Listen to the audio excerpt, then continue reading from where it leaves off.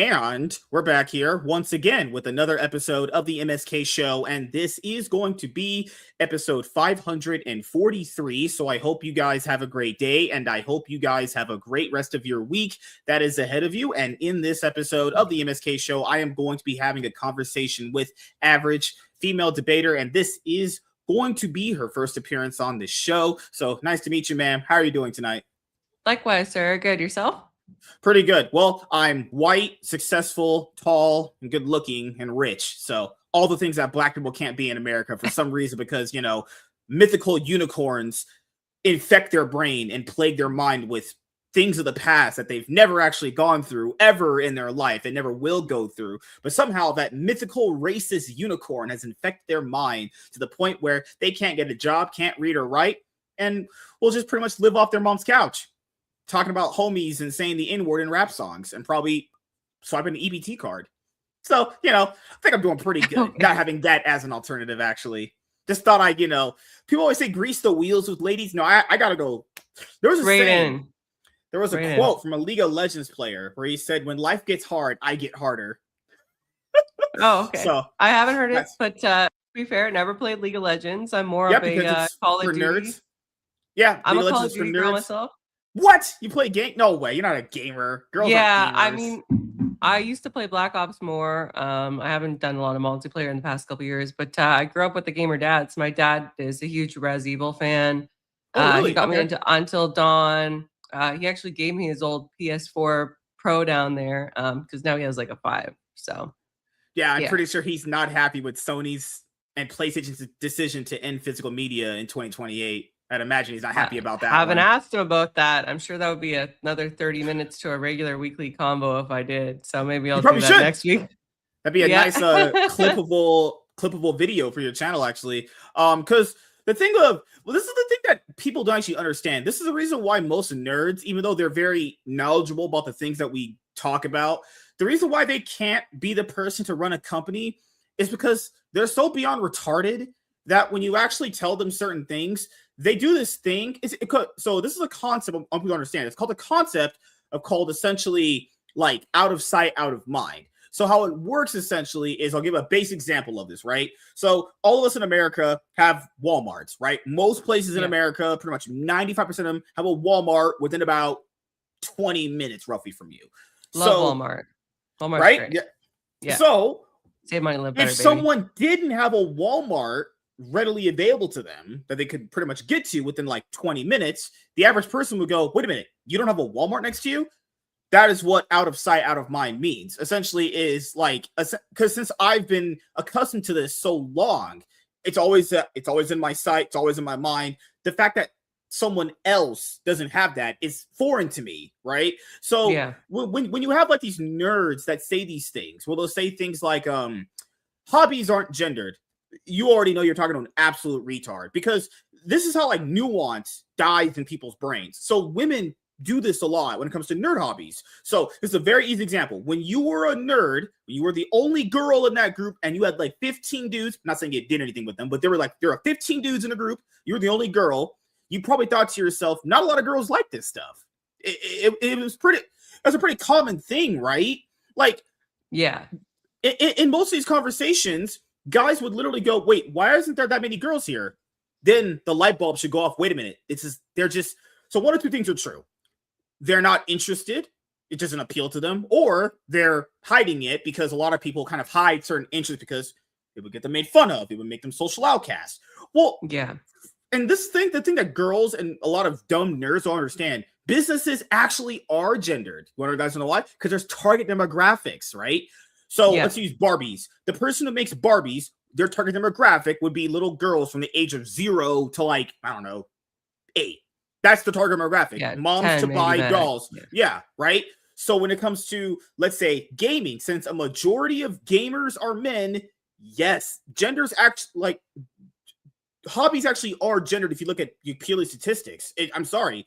Now, that's not to say that women could have never liked this stuff. No one ever said that, though. What people forget is the general sentiment, as the more common theme amongst these discussions, is women were just the mass minority when it comes to this stuff. I'll be honest here.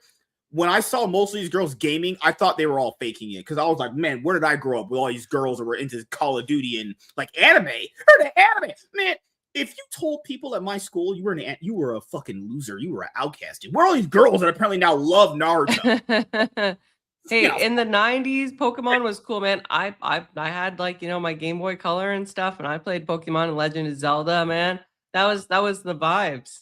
That was Pokemon was made. We got made fun of for playing that too. I think the only acceptable anime or cartoon to watch was like Dragon Ball, Dragon Ball Z, Dragon Ball Z. GT. Yeah, that was it. That was like the only one acceptable. Everything else, you were just considered a gay loser or a retard. Great times to live up on. Back when the R word was a thing. Yeah. Good, man. So shall not mutter it now. since this is your first appearance on the show, we'll get your origin story, then the content creation one, then we'll just talk about whatever you wanted to talk about. So let's start here. So how was your life growing up? Because people always get this confused about you. You're born in Canada. You're from Canada, right? Yeah. Do you guys have mooses and maple syrup there? I mean, sure, in BC and rural Ontario and Quebec, yeah.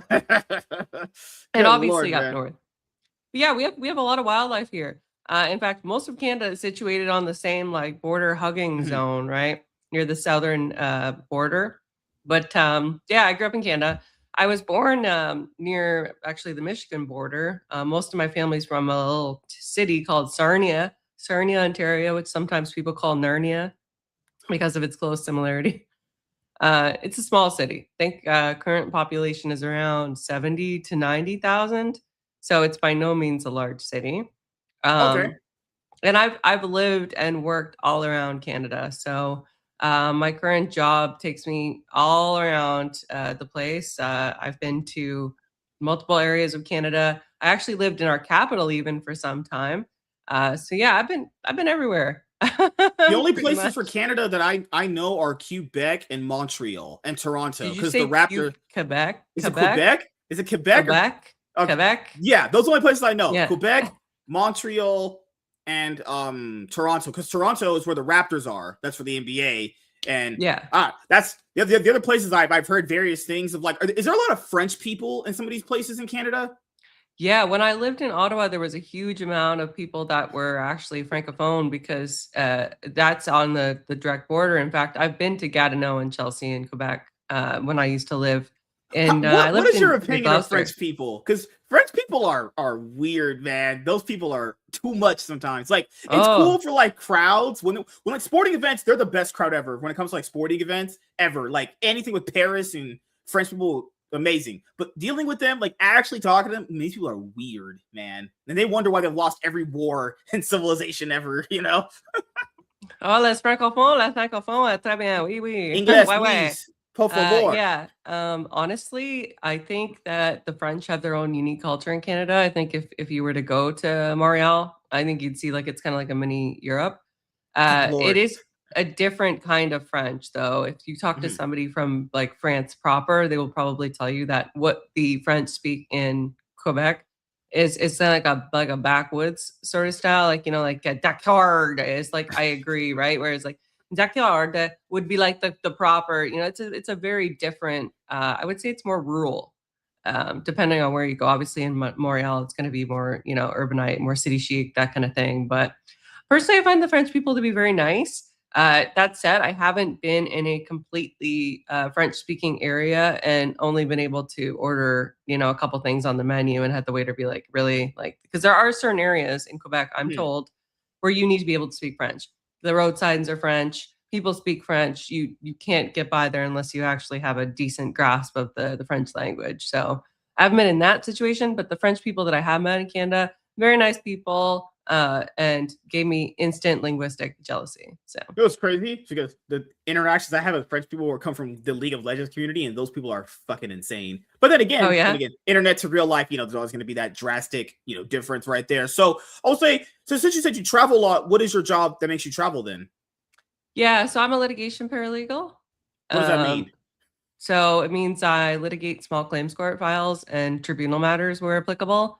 It's basically like the way that I explain it to people is I'm a lower court lawyer. You're basically a budget lawyer for poor people. Well, if their claim is under a certain amount, right? Because we have different like court jurisdictional limits where you can actually hire a paralegal to represent you. That's A lot of people expensive. get yeah, and people get that confused. They think paralegal, I'm just like a legal secretary, but there's actually multiple jurisdictions in Canada where we can practice, where we are licensed, and where we actually represent clients at all stages of an action. So I've been doing this since I was in school in my second year for my legal degree. So I've been doing it now for 13 years. I've been licensed for 12. So yeah, in my second year of undergrad, I got a job like in a huge legal area of where I was living at the time. And yeah, the rest is history. Yeah, because what's crazy is when people go to university and college, they struggle to get a job after they finish what they're going. You actually ended up getting one, which is crazy. I had one when I graduated. Yeah, freaking insane. So did you finish? So you finished university as you had this job too? Yeah. So how did you balance all that? It was difficult. So at the time, my first year of undergrad, I call it undergrad because I have a Bachelor of Applied Arts degree. I was basically working at Tim Hortons, and the opportunity came about. I was competing in an international mock trial competition, and I met my then soon-to-be boss at that event. He was a judge, and he was starting his own law firm specializing in a certain area of law. And he's like, I would really like a paralegal student to start off. He knew that like if he could pay me, the going rate for a paralegal student, it would be advantageous for both of us. I could get a lot of experience, and he could obviously, have a bit more of an affordable option for help.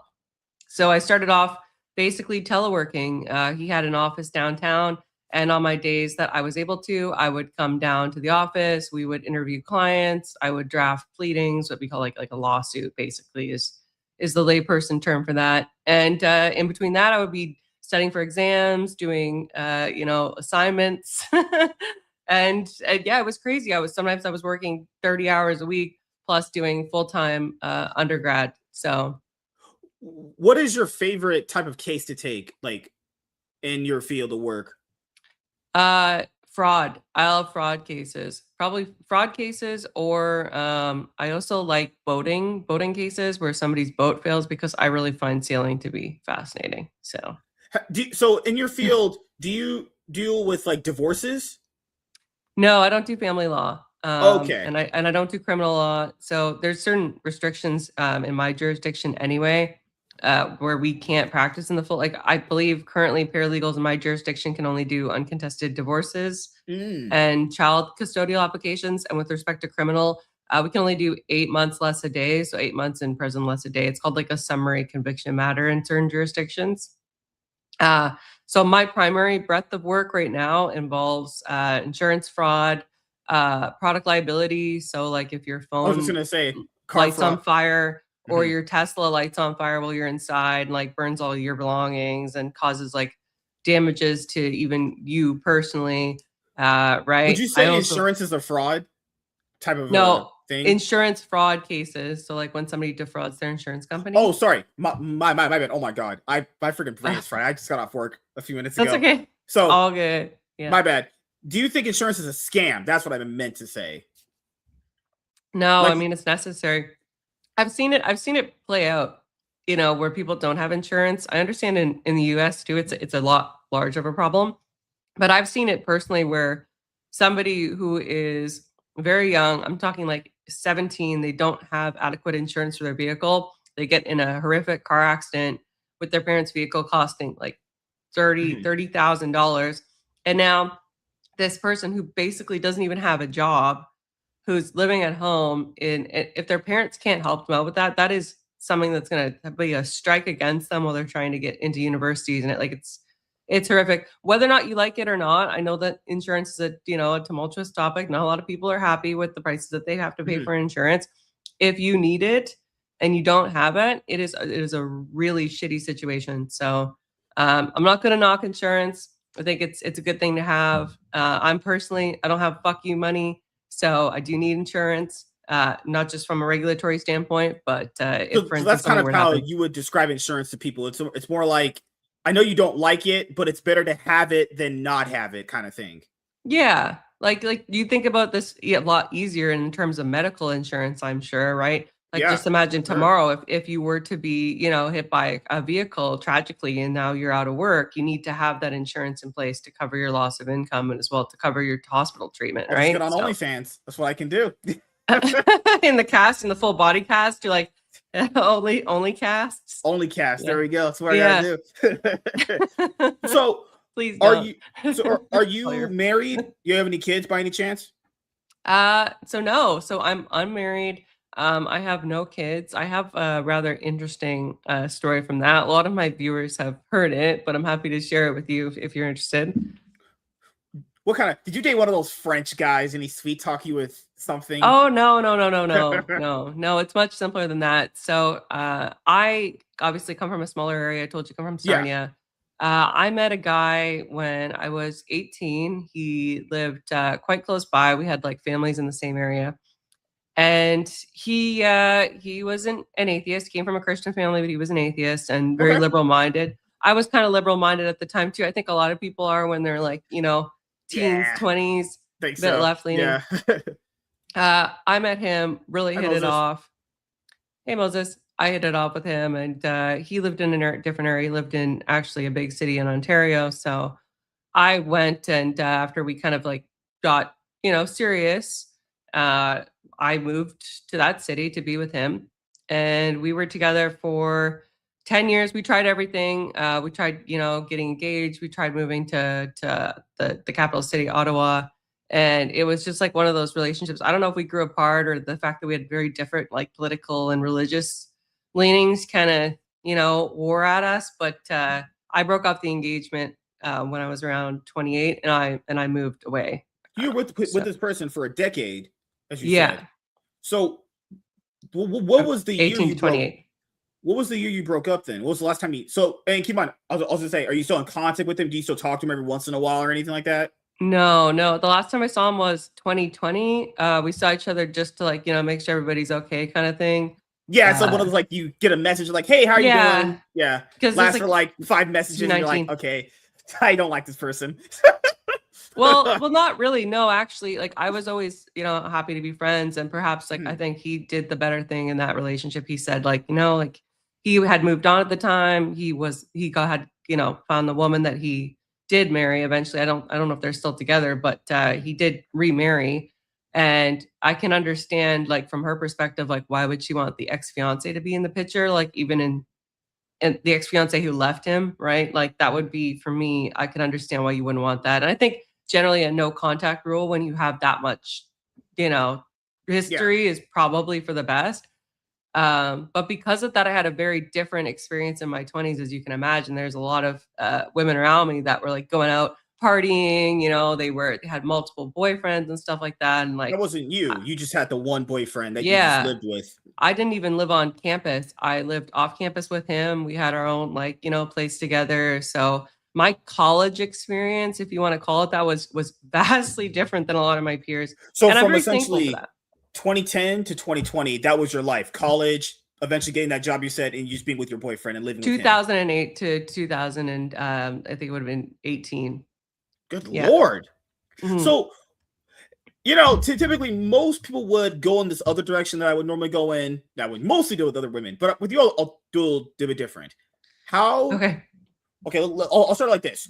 After you and him officially split, did you have like an identity crisis where you were like, I don't really know what to do now that he's not around me anymore? Because like some women are so tied up in having a boyfriend, they can't really like see themselves doing anything else or being anybody else. And sometimes it goes into like weird cringy girl boss territory. But I do believe people should have some level of independence. Like I get it, for girls it's different. They're really emotional. They kind of need a partner. But like your whole identity shouldn't be wrapped up in a relationship though. Where like if you leave that person, you have nothing. So do you have that? I know a lot of people go through that when they or with someone for so long and then you break up. You have this kind of thing where like, I don't really know what to do anymore. Do I get in another relationship that's long term, or do I just be single for a while? I kind of knew, like I have the benefit of having a really good relationship with my dad. So my dad was a really good. Oh, just rub it in. Oh, okay. All right. It's fine. It's all good. Just rub it in. All right. It's fine. It's okay. My dad basically told me like, this is just not the time to be, rebounding. Just like, luckily I got my old job back. right? Luckily, my job at the time had like a lot of locations around Canada, so I could pretty much move wherever I wanted to. Got my old job back. My boss was pretty much, when I told him I was, moving back out of Ottawa, he's like, "Can you start again tomorrow?" And I was like, "Sure." I just got to get, I got to get a place and stuff like that. So I threw myself into my work, and in the interim, I would say the only crisis that I really had was a crisis of faith, right? Because I've been with an atheist for so long, and then growing up Christian, I grew up Lutheran, went to Catholic school. That was kind of weird. I wasn't really sure what I wanted to do with that faith journey, but I definitely knew that. I use the word freaking journey. Oh my gosh. But I knew that I wanted to get back into, my relationship with Christ. So that was about the only thing. But no, I did. I mean, it shortly after that was like C19. So I wasn't exactly, even if I would have been ready to like date at the time, it was kind of a no-go. So are you looking to eventually get married, actually? Absolutely. If God, sees me fit to have a husband, I would love that. I've always wanted to get guys, married. Right now you're interested in, you give them a chance if they meet the godly standards that you have for yourself. Yeah, of course. There's guys, but like number one, I've seen it happen. I don't think that it's a good, like, I'm Orthodox, for instance, now. I don't think I would want to meet a guy in my church. Number one, if things go like sideways, it's so awkward. And number two, there's like a huge pressure because there's literally no, before marriage, there's such a pressure to get married. I think maybe like if I was good to meet a guy in a different Orthodox church, perhaps I think that would be the way to go. Go to other Orthodox churches or go to like retreats and kind of like join events that we have with other churches. Meet a guy that way. That would be great. But I'm also a catechumen right now. So it'd be nice to, get received first into the church and then go from there. And obviously there's cute guys at work, but like don't shit where you eat, Yeah, that's true. Because a lot of people do that. For me, when it comes to dating people, I could just never really do it, honestly. I have went out with people from work in my past, but back in my younger days when I was, richer and hotter and better looking. But when you really think about it, you're like, wait a minute, if this goes south, and when anybody says that, it always does. It's so funny how people always say, but if it goes south, there's not a but. It's kind of like when it's does. It's gonna go. It's just a matter of time. It's just a matter of when, not stop. What was that SpongeBob freaking meme? Or was I think Mr. Krabs said in one of the episodes, he was like, and the next day, and the next day. Yeah. What? At some point it's gonna happen. But no, I think, when it comes to like church, you would say, because like, there's this thing of like women who are been, maybe hopped on 50 dicks. Let's just say 50. I'll just be generous there. The COCK carousel, as they call it.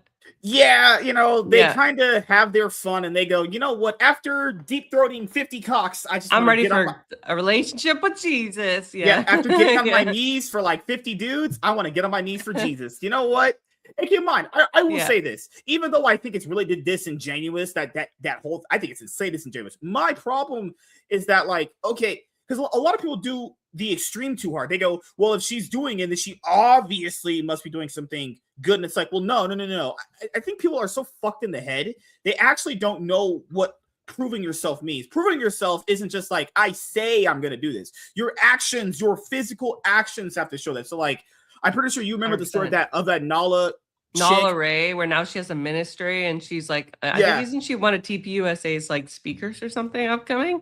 And she's getting paid to do this too. You're getting paid wild, to do this. Crazy, right? Work. Like, Nala Ray is the face of the Christian conservative female right. Like, and this is keep in mind. Actually, people say it's not that I wouldn't really call myself an atheist. I'll say this though, but I will say this: I'm not a super religious person. Now, if someone is religious, I really don't care. Honestly, that's someone's own personal thing. Faith is how someone get their own salvation. That's probably fine. I have no issue with that.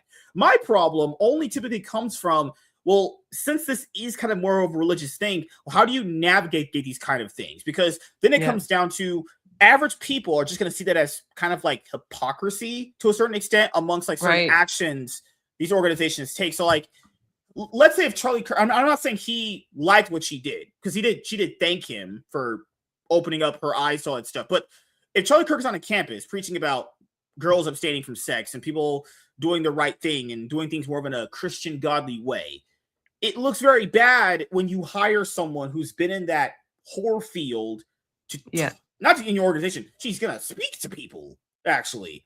Now, on one hand, I could agree and go, you know what? You probably should want someone with experience in that field to tell girls to not do it. Sure, but that isn't going to make it less hypocritical when you're hiring them too. It's like one of those catch-22s. I get the idea behind it, but it still looks bad because what it shows people also in another tandem is that if you do this, if you suck 50 dicks, well, some Christian guy in a church will take you because, well, let's be honest here, a lot of girls actually don't know this too. Most girls, like they say this thing. I've seen a lot of my guy friends get girls. They actually don't. It's statistically proven most guys actually don't get a lot of girls. Actually, what's proven is very few guys have access on that level that most average women will have, right? So yeah, an example of it would be, let's say we're both the average man and woman, right? You probably have, just a guess, you would probably have about a good 15 more options in terms of men than I would have 15 options in terms of women. Right? Definitely. According to the dating app standards anyway, most women have about 10 times more matches. You know how many options that is?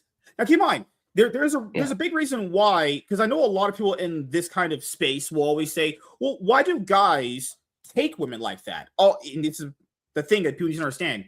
From what we just said, what do you think is the application your brain should understand? This is the main thing. So it's a scarcity mindset. Why did people, I don't know, back in the day when they grew certain food out of their field, and then let's say you grew a lot of apples, a lot of oranges, but your field could only grow a certain amount of potatoes. Let's say I only grew 5 potatoes and I grew 100 apples and 100 oranges. Well, those 5 potatoes, I'm going to really hold on to them. Yeah. Now your brain's getting it. That's what they do for these women. So when that OnlyFans girl, it doesn't be Nala, it could be any girl with a kind of lifestyle like that. Even if she is on OnlyFans. If a girl is like that, and goes to a guy like that, the reason why he's actually going to just accept her past and everything about her is because he has such little access to women, sex, anything, that he will just accept it. It's actually very, very statistically proven that people, remember that show called Hoarders? And a lot of the stories in that show, great show. Was that train wreck. Right? Can't stop watching. Yeah. And a lot of the big issue in that show, which they highlight a lot of people, is the reason why they always kept all that stuff was because they were scared of giving it up and never getting something equivalent like it ever again. So if you're a guy and you barely get access to women, now you're understanding why most guys will tolerate girls with past like that. They know they don't have that many options like that with women, or it comes to access to women as girls do. And keep in mind, that's just always kind of been the thing. We kind of are supposed to approach you guys. That is our thing. But when people are looking at the average man does not have access to women like that. They just don't. And it's so crazy that people don't actually see that. Because if you're a guy and you've maybe had 2 girls interact with you, I'm talking like on a serious level to maybe, I don't know, blow their back out or be a girl or be in a relationship with them. 2 people. Meanwhile, I'm not saying you have, but like a girl could potentially have like, I don't know, 6, 7. Oh, fuck, I'm doing the joke. Like 8, 9 episodes, like Cringe. 8, 9 dudes, right? Right? I'm just saying. And so what does this create as a paradigm? This creates a paradigm where if a girl has that many options, how are you going to stand out? If a girl has, let's say 8 guys as options, how are you going to stand out? You really can't. Yeah. Also, there's probably 8 more coming, 8 more in her DMs. She's talking to guys in real life. I, as a guy, I don't have that. I don't have 8 girls lining up in my DMs to hit me up like, hey, what are you doing? You trying to come over and blow my back out? All kind of things like that. But that'll be the unalignment, y'all. It's the fucking simps, because you can't put the poontang on a pedestal. And once you do that, you're basically condoning certain behaviors. Like with Nala Ray and whatnot, I get that sometimes guys can forget about, the freaking the COCK carousel, because she is good looking. Like, in fact, I think she's like engaged, or maybe she's even married now. She's married. She's married. She's been married. Yeah. And same with but Bonnie Blue is, I think, engaged as well. These women are. She broke up with her boyfriend. Oh, she broke up with her fiance? Yeah, her latest stunt was, instead of having a baby shower, she wanted a golden shower. I'm not kidding. It's an actual thing. Good Lord. Ugh, Good gross. Lord. Why? Jesus. Lord have mercy. Too much R. Kelly. But and she was pregnant too, so she must be giving birth to Freddy Krueger. But like women that are like, if they've been through that, I don't think, like, this is going to sound kind of harsh, but I don't think that the place for them should be like ministering or talking to other people about Christianity. Girl, you became a Christian 5 seconds ago, just like months ago, like Andrew Wilson mentioned when I think it was Bonnie Blue or no, it wasn't, maybe it was Nala Ray. We're on the, whatever podcast. He's like, I'm sorry, but I'm not going to take any advice from you. You were a Christian maybe a day ago, but 5 months ago, you were like hopping on random dudes' dis. Okay. So don't fucking talk to me about Christianity. And I think that, if you are in that place, I don't think we should be celebrating them going on the internet and preaching. Get in your place, learn about the church, maybe let, other people that are a bit more seasoned on this speak in your stead, right? You don't need to go from that to this. And if you do, I'm sorry, but it looks like a fucking grift and I'm entitled to call you out for it. Yeah. And I'll be fair here. If that person does magically become a Christian within the next, 5-10 years, then that's when I can say you have somewhat proved yourself. Not like one day I go, hey, I just had sex with 10 black guys in a week. Just got BBC'd out. You know what? Next week, I'm going to get on my knees for Jesus. Now you have to accept me as a Christian. That's like, 100%. You're going to prove yourself. But it's always this thing with some Christians online where they go, no, we just have to take their word for it. I'm not saying you're not allowed to, but you have to prove yourself. What is this thing with life is so backwards now? Instead of proving yourself, people just take the words of someone first, but no actions need to be taken. You just have to just believe them. It's like, oh, wow, we're just living in backwards world now at this point. It's like opposite coddle world. Culture. It's coddle culture. Everything's coddle culture. Everything is like some people have literally never been told no or to shut up, and it shows. It's really pathetic. So, before we get to the next thing, I want to talk about this first. How did you get into content creation, though? Who did you watch someone and you were inspired by them, and that's when you wanted to get into it? You were a Ben Shapiro fan, weren't you? I mean, no, but okay, let me explain. So you were a Matt Walsh fan. There you go. That's where you really. It was Daily Wire centric. So funny enough, I had a really bad injury at the end of 2023, which left me in my bed working from home for the better part of 2024. Tragic, but my chat's asking you to introduce yourself. Yes, don't worry, guys. Well, I'll ask him some questions after we get past my interview. If you guys are in her chat, I'm sorry.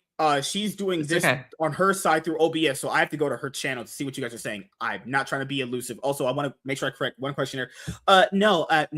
Man, you should go and hear my opinions about women on my Twitter account. If you possibly think that, I'll just say, do your own research. I literally call women retarded pretty much like every day, especially women that support Lindsay Clancy. You know what? Because I personally believe straight to jail. You know what I personally believe? I actually don't believe that if you're mentally ill, that gives you carte blanche to murder people. You know, it's crazy. I don't know a lot of mentally ill people, but this is what a psyop does to people. This is the actual true psyop. You've known depressed people in your life. You know people with mental issues. You ever notice these people beside maybe hurt themselves, which you can do. You can actually harm yourself if you want to. Not with people. That's where you get in trouble. Have you known a lot of those? I mean, I want a majority, right? Not like a little small. Yeah. All these depressed people and all of these people with mental issues, have you just seen them murder people, kill people? No, I never have. Nope. That's the lie they tell you. They tell you if you're mentally ill, that's just carte blanche to kill people. And actually not. I've known quite a bit of people that are sad, depressed, maybe mentally ill. I've never seen them murder people. That's just the lies that media just tells you. Wait a minute. That's not true. Hey, it's raining bacon and pigs are flying outside and farting, I don't know, coins out of their buttholes. Well, I've never seen that before. You should believe me. Why? Oh, trust me, bro. What? But no, sorry. What were we gonna say? Highest possible sentence for Clancy and any woman who does the same Lindsay cringe ass freaking evil TikTok post, straight to jail. Believe it or not, jail. So at that time, I was kind of at home a lot, as you can imagine. Mm-hmm. I started watching Brett Cooper. Cringe, I know. And I started to watch her. I don't think that's bad. Yeah.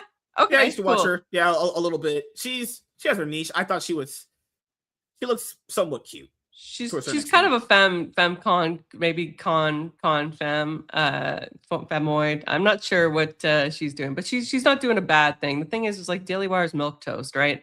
If you're interested in the conservative sphere, I think it's like a more palatable way for people to consume conservative content rather than going like straight to like Nick Fuentes or maybe maybe not like straight to that. So I started watching Nick's her. such a weird guy because there's some times where he says things and I'm like, I can agree with something you're saying, but then he just says something odd. It's so weird. Like, he's the kind of person where if someone said they were grifting, I could believe it because it's just 1 month. You're like, oh, this man's been firing off on takes. Good job. Next month, complete L's for months straight. You're like, what are you talking about? My thing is the J-spurging. I can't stand people who J-spurg. If you're gonna like reductio everything to the J's, I'm sorry, but you have a room temperature IQ and I can't get behind it. And I'm sorry if that's you, but I can't get behind J-spurging. No. Me insane.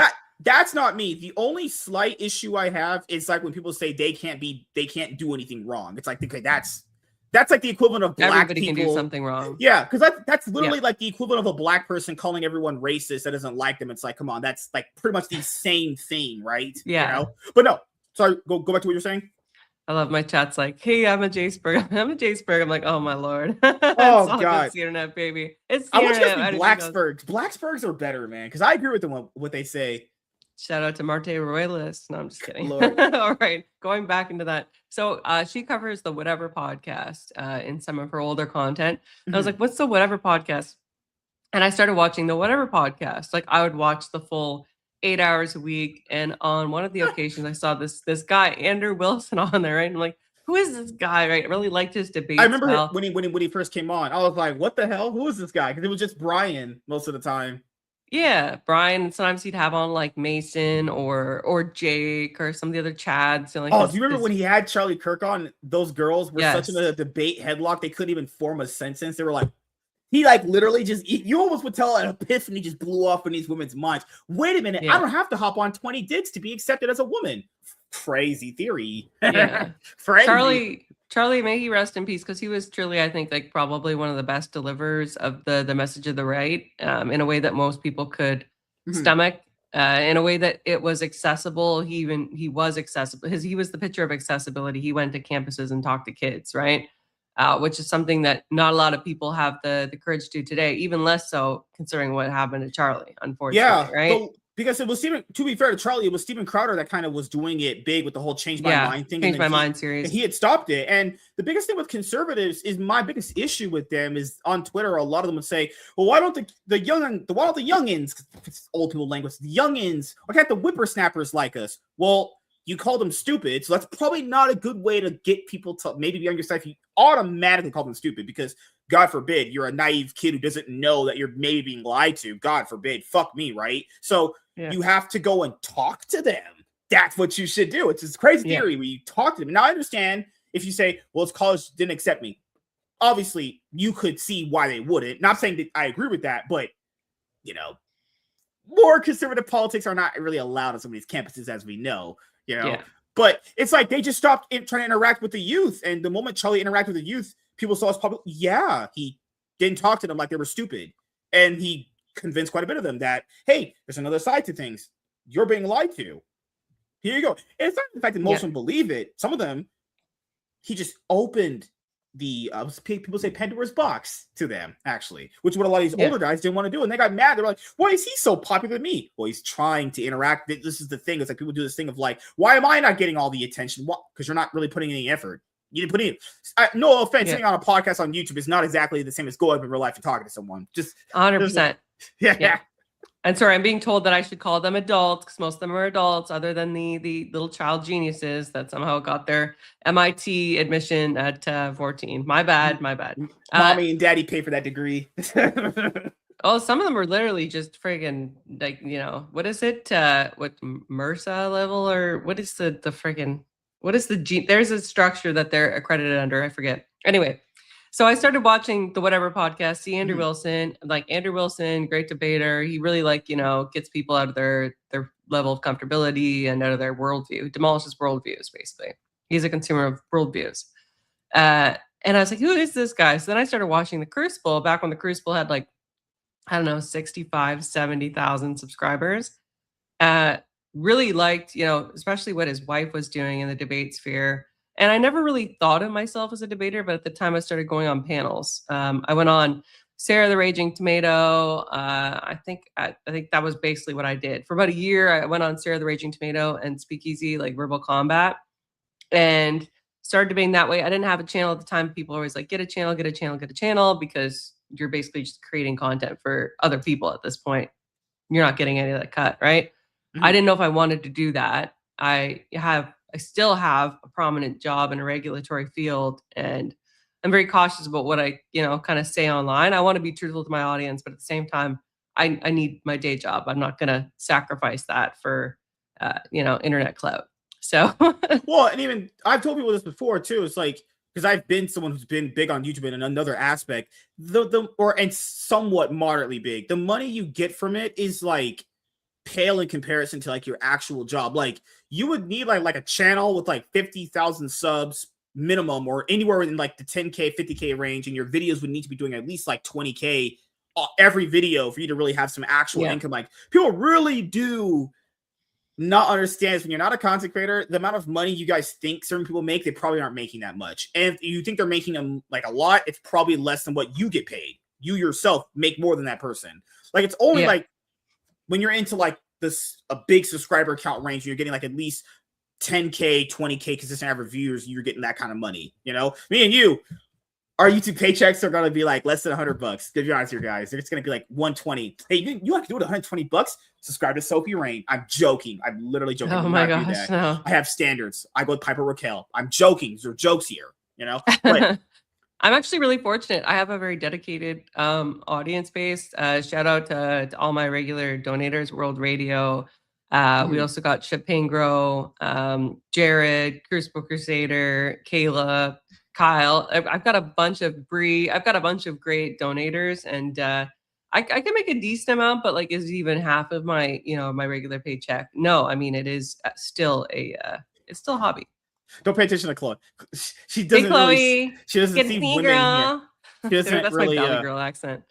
She doesn't come around too often. She's like, people are always crazy that they see women here. It's because I'm not a guy that takes women's shit. I never was really like that when I was younger, and I always lose. Like, why are you being so mean to a girl? I'm like, I'm not this like super girl obsessed dude, really. Like, so if a girl doesn't like me or thinks I'm mean, I literally don't. I don't care. I don't even lose sleep over it, because you hear guys when they're like going, man, I'm scared of women. You're scared of a girl. First of all, I'm scared of women. Women bleed once a month, don't even know what they want for lunch, and change men like they change their underwear. You scared of that? Fuck. Yeah. A dog interacts with you. Good Lord. I don't think we should be catered to. Obviously, the internet is a male-dominated space, particularly in content creation. And I think if you want to be in this sphere, you should be prepared to deal with the good and the bad. And some of the bad includes, unfortunately, having people compare you to a whale on the internet, or make AI art of. Has someone ever called you a man? I know, like a good amount of girls get that. Good old transvestigation. Yeah. Like, you look like a man. Well, wait a minute. When you turn the logic, wait a minute. What's wrong with looking like a man? You do. But their mind they always melt down when that happens. You turn their freaking logic against them. Holy crap. No, I've had sex with Sydney Sweeney. That's what I just do. Right. Yeah. Every day. Every day. Occasions. In my dreams. Yep. Afternoon delight. Yeah. Yep. In my dreams. She's got. What did she do? She did that skit on Saturday Night Live or whatever, where did you see her new post? Gay guy. No. A new post on Instagram she made. She was in a Wonder Woman. She got some pretty nice headcanons there. Good Lord. Well, they did a skit where the gay guy from Saturday Night Live pretends to like have like a love interest in her and vice versa. And he's like, oh yeah, I love them heavy naturals or whatever. And that's the first time I heard heavy naturals used in a sentence. It made me almost, I was like drinking some like Diet Coke and almost like spit it out on my like completely like light gray couch. It was a nightmare. Oh my God. But yeah, no, I've had a couple casual transvestigations, but it's usually like in passing. I'm like, and no, I will not be showing my lady bits or my birth certificate on stream. So continue on with your transvestigations. It's fine. Well, it's the internet. Your birth certificate will say born female. There is won't be saying that though. And even when they die, their sex will be considered male. Yeah, unless they change that. I mean, I live in Canada, so never say never, right? They could have a new category where they just completely eliminate your like born as, and it's just like assumed gender. You never know. Like, never say never, right? Never say never. So before we get to the other thing, I wanted to ask you this, which is, since you're someone who was featured on debates on other people's channels, as you know, since you've been doing this for a little bit of time, it's much different doing your own thing, running your own thing, and being a part of someone else's thing. I think that's the biggest thing that a lot of viewers don't understand. Whenever someone goes from being someone that's featured on someone's stuff to doing their own thing, it's always different, you know? Yeah. Because someone else is running it, they're handling all like the chat and the conversation and steering it. And now you yourself have to now do this. So did you suck at this when you first started doing on your own, when you kind of sprouted your wings and your own bird? I would say I did. Like, I would say I'm still even a work in progress. I'd like to get widgets going. I'd like to get live chat running and whatnot on OBS. There's a couple other features I want to roll out, like video, like moving backgrounds, right? That would be great. Subscriber notifications on screen would be awesome to get set up. There's a couple things I need to work out technically, but yeah, when I look back at my old streams, I did a couple of major issues or things wrong, I would rather say. I had StreamYard only. No offense, but like I think that OBS, if you're going into more advanced content creation thing, like that's the way to go, because you can do a lot more with OBS than you can with StreamYard. It also costs a lot for StreamYard. So if you're looking for a premium kind of experience without paying a lot of money, yeah, I think OBS is kind of the way to go. I always tell people that if you have no like desire to do podcasting, you just do OBS. It's free. All you just have to know is just what computer you have and set it up. That's pretty much all it is. Also, make sure you set it to where like your streams don't lag, because there's that thing in OBS where you can set it where it doesn't, essentially, because like OBS doesn't detect frame rate, latency, all that stuff. Yeah, all of that stuff. So my old streams were StreamYard only, which nothing really wrong with that in and of itself, but free version StreamYard only. I had people on and we would just review things. So we would review appearances that I've done. We would review general content that I've seen on the internet, and I would have them on the entire time. Now, as you can imagine, with a panel of 4 people, that tended to turn anything, be it like a 20-minute clip, into hours long of just us talking about it. And your audience might, pretend like they're interested in that. Maybe they are to some extent, but it does get old really quick to do panel only shows where you're just reviewing stuff. What I like to do now, the format that I do now, is I review something, be it a debate or something, and then like if they want to, they can like super chat me to have an open panel afterwards where we discuss. And I still limit it. I keep it to the 6 slots on StreamYard. So it's exclusive. Yeah, man, anything more than 4 people is a lot. To be a little bit. Yeah, even if you're not even talking over each other, because sometimes it's not just that. It's like, you can. In your head, I have like maybe 10 seconds to get this thought out of what I want to say in our conversation before someone else starts going to theirs, Yeah. I do like the more one-on-one sometimes more, but that's why I only really do panels like once a week, which would be today, but I got called into work, which is our guys' night, freaking boss at work ruin our guys' night. But no, it's, I love what they're saying with comes with panels. People ask, can I just join? This is the thing. I'm not sounding mean when I say this though. If you were not invited to that panel, it's best not to ask, because first of all, it's going to be a no. I'm just going to tell you 100% of the time it's going to be a no. And the people that you already see on screen, going to be honest here, when someone invites people like that and sets it up like that, the people on screen are the ones the host decide are good enough. Yeah, it sounds like I'm fucked up, but no, you weren't good enough. But to be fair, you weren't invited. So people take weird things away when they're not. You didn't invite me. No, why would I? It's my show. You get to decide who gets to be on, right? You know? If you need a black DEI hire, I'm right here for you. But or worse, you let everybody on, and then it turns into like a panel verse style show where you just have like random drunk people coming in at 2 a.m. What in the world debates you having, lady? It's called The Bottom of YouTube. I don't know if you're familiar with it. Boyt, Boyt, Bottom of YouTube.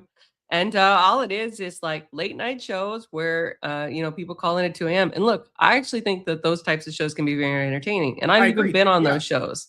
I think it basically turns into like reality TV if reality TV was on YouTube. And it's a great way also to meet people, to network, to expand your channel, to expand your growth. But what I have noticed about those types of shows, which we call like the Panelverse and whatnot, is that they are often limited to a certain amount of subscribers. It's rare that you see that type of show, even with a really successful creator like the Powder Dusties. I would consider very successful in what he does, right?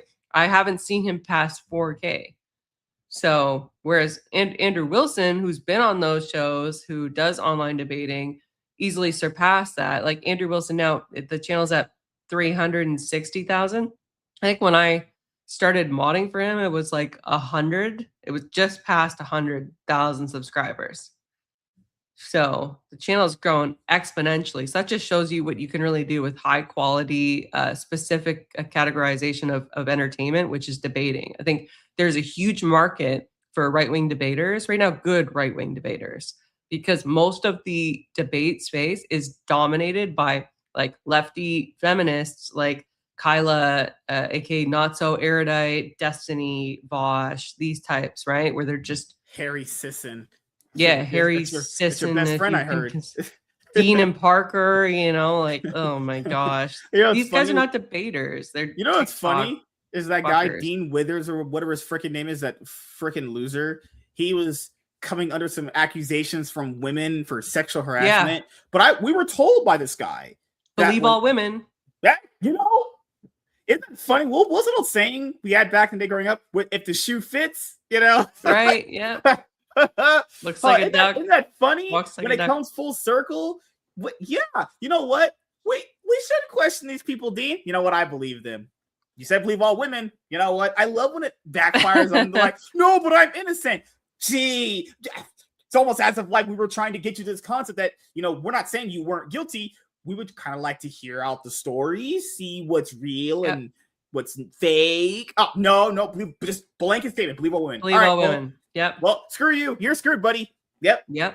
And knowing weirdos like him, I imagine it's true. No offense, guys. Weird people like that, I can almost just tell it's true. But, allegedly, I have to say. Allegedly. Yeah. If you're a guy who vapes, you're probably an FAGG. Just saying, Vaping is just offensive. Actually, funny enough, my ex-fiance, he used to smoke. And about 3 to 4 years, and people are going to joke now that that's why I left him, because he started vaping. 3 to 4 years in, he started vaping, and he would vape like in the house. He would just vape. So we'd be sitting on the couch watching a movie, and like all of a sudden, like this like cloud of bubble gum or like caramel, just like and it assaults me in the face, and smacks, like it's pretty offensive. Oh gosh. So since you're average female debater, secondhand stress from that. Brain just fried. The girls on the couch, instead of just having sex, they're like, let me whip out my vape. Lord. I got a different kind of. No, I'm not gonna make the joke. It's too degenerate. Dang it, too degenerate. You know what show you're on, lady? So since you're the average female debater, are you an average female masturbator? Is that what you're basically saying? No. Are you not the master debater? Okay, this is a debate. Since you're an average female debater, let's debate this. Does pineapple go on pizza? Absolutely. No, absolutely. It tastes like shit. Tastes like. Have you ever heard of? Okay, are you familiar with umami? If I had a woman named like that, she'd be a sugar mom to me. Okay. Are you familiar with the concept of umami? No. Okay. Umami definitionally is the idea that tastes, which don't normally go together, complement each other and create a whole new flavor profile. It's a flavor that your tongue can literally detect, called umami. A great example of this, for instance, is fermented foods, which you would think would be automatically repulsive, but some people really find kimchi to be very delicious. It activates a portion of the tongue, which is known for umami. Okay. Yeah, I think I've heard. What is a Rizzer? So it's like Riz. You Riz women up. We kind of like hitting on them. It's so weird. Like Riz is supposed to be charisma. It's just you're taking off the CHA on it. But he calls me a master harizzer because he thinks I'm harassing women. So he just cool. Pineapple on pizza. It's not. It's disgusting. But I heard a person on the show say a similar concept to that. It's like a very combination of like sweet and sour. How it shouldn't be a thing, but it creates a whole new experience when you take basically two polar opposites and put them together. My thing is that whenever I taste it, it tastes like fruity, gooey shit. You know? Okay, and like, look, it's not for everyone. But when you say like, does pineapple belong on pizza? I think that people deserve a chance to experience the third flavor. And if we don't give people the chance to experience the third flavor, which is actually better, you know, people say that the thing that you don't expect, that's different, that is nouveau, is actually more satisfying than a flavor you do expect. For instance, everybody expects the salty flavor of pepperoni and the meaty bite that follows. And everybody expects the soft, crunchy texture of a bell pepper as it like slowly infuses the flavor into your tongue. But nobody expects the combination of when you combine those things with the fruity, tropical, refreshing taste of homegrown Caribbean pineapple mon. Okay, so don't go smacking until you try it. I have tried pineapple on pizza before, but it's just, you know, I heard that if you tried that, you might be a little fruity. Just saying, you might be getting a new flag on your profile. Definitionally, the consumption of fruit in an enjoyable fashion does make one fruity. I'm not going to disagree. Yeah, saying, hey, do you eat more bananas or oranges? Just saying. I eat probably a combination of, but my favorite fruit is strawberries, actually. Huh. Yeah. I guess. And peaches. I guess Jeffrey Epstein says great. I had to do it. Oh no, not the Easting joke. Easting joke. You hit me on the flip side, but I was not ready for that. Okay, do you like mushrooms on your pizza? Yes. Oh Lord. Do you like olives on your pizza too? Okay, I'll just tell you, okay? Standard pizza order for me, if it's like not a fasting day in Orthodoxy, probably have like chicken or ham for the protein. Get pineapple, green olive, green pepper, onion, grape tomatoes or like Roma tomatoes, and green olive. So you want a supreme pizza essentially? Supreme pizza modified with pineapples and green olives. Yeah. It was crazy. Is pineapple on pizza is usually the go-to pizza one. A lot of people are like, "Do you like olives? Are pretty gross." Green olives. I've never had green olives. I've had the black olives that people are saying are shit on pizza. Black olives are ooh, God, it's don't do that. It's so weird. It's like bitter. It's like eating out my wife's vagina. It's just bitter and disgusting, actually. Hey yo, what the fuck? God damn. Well, I don't know. Men do that. I'm the master debater. I have no expectation that like my future husband's. I don't know how men do that. I can't even I know what goes on, you know. I'm just saying to you, a lot of remember we talk about access to women. Guys who know that they are not going to get any more access to you know having sex with women will. So do you go down and you go to Poontang Town? Okay. You know, you just got to tell her to use a baby wipe. You know, I don't have these standards at all because you know I can get women. Baby wipe? Hard. Are you kidding me? Regular washing, she has to be like douche. There's got to be a lot more. I can't even imagine. Like my chat is probably I at least like lose 5 subscribers after this episode. It's gonna. Yeah. Hey, there are dudes that said their girls want to be eating out right after going to the gym. The fucking gym? Your vagina's all sweaty. Oh my God. No. Well, no. Those people are evil. Those people are evil. Those are the demons. Exercise the demons. Good Lord. Oh my gosh. So you mod for Andrew Will Wilson, you said, right? On his Crucible YouTube channel? Yeah, just like as a chat mod, yeah. Okay. So have you ever interacted with him like on one of his shows ever that he does? Okay. Not on his YouTube shows. I've been on a couple like X spaces that he's had, Discord, because he has like a Discord. Like I've been on a couple calls that he's been on and whatnot.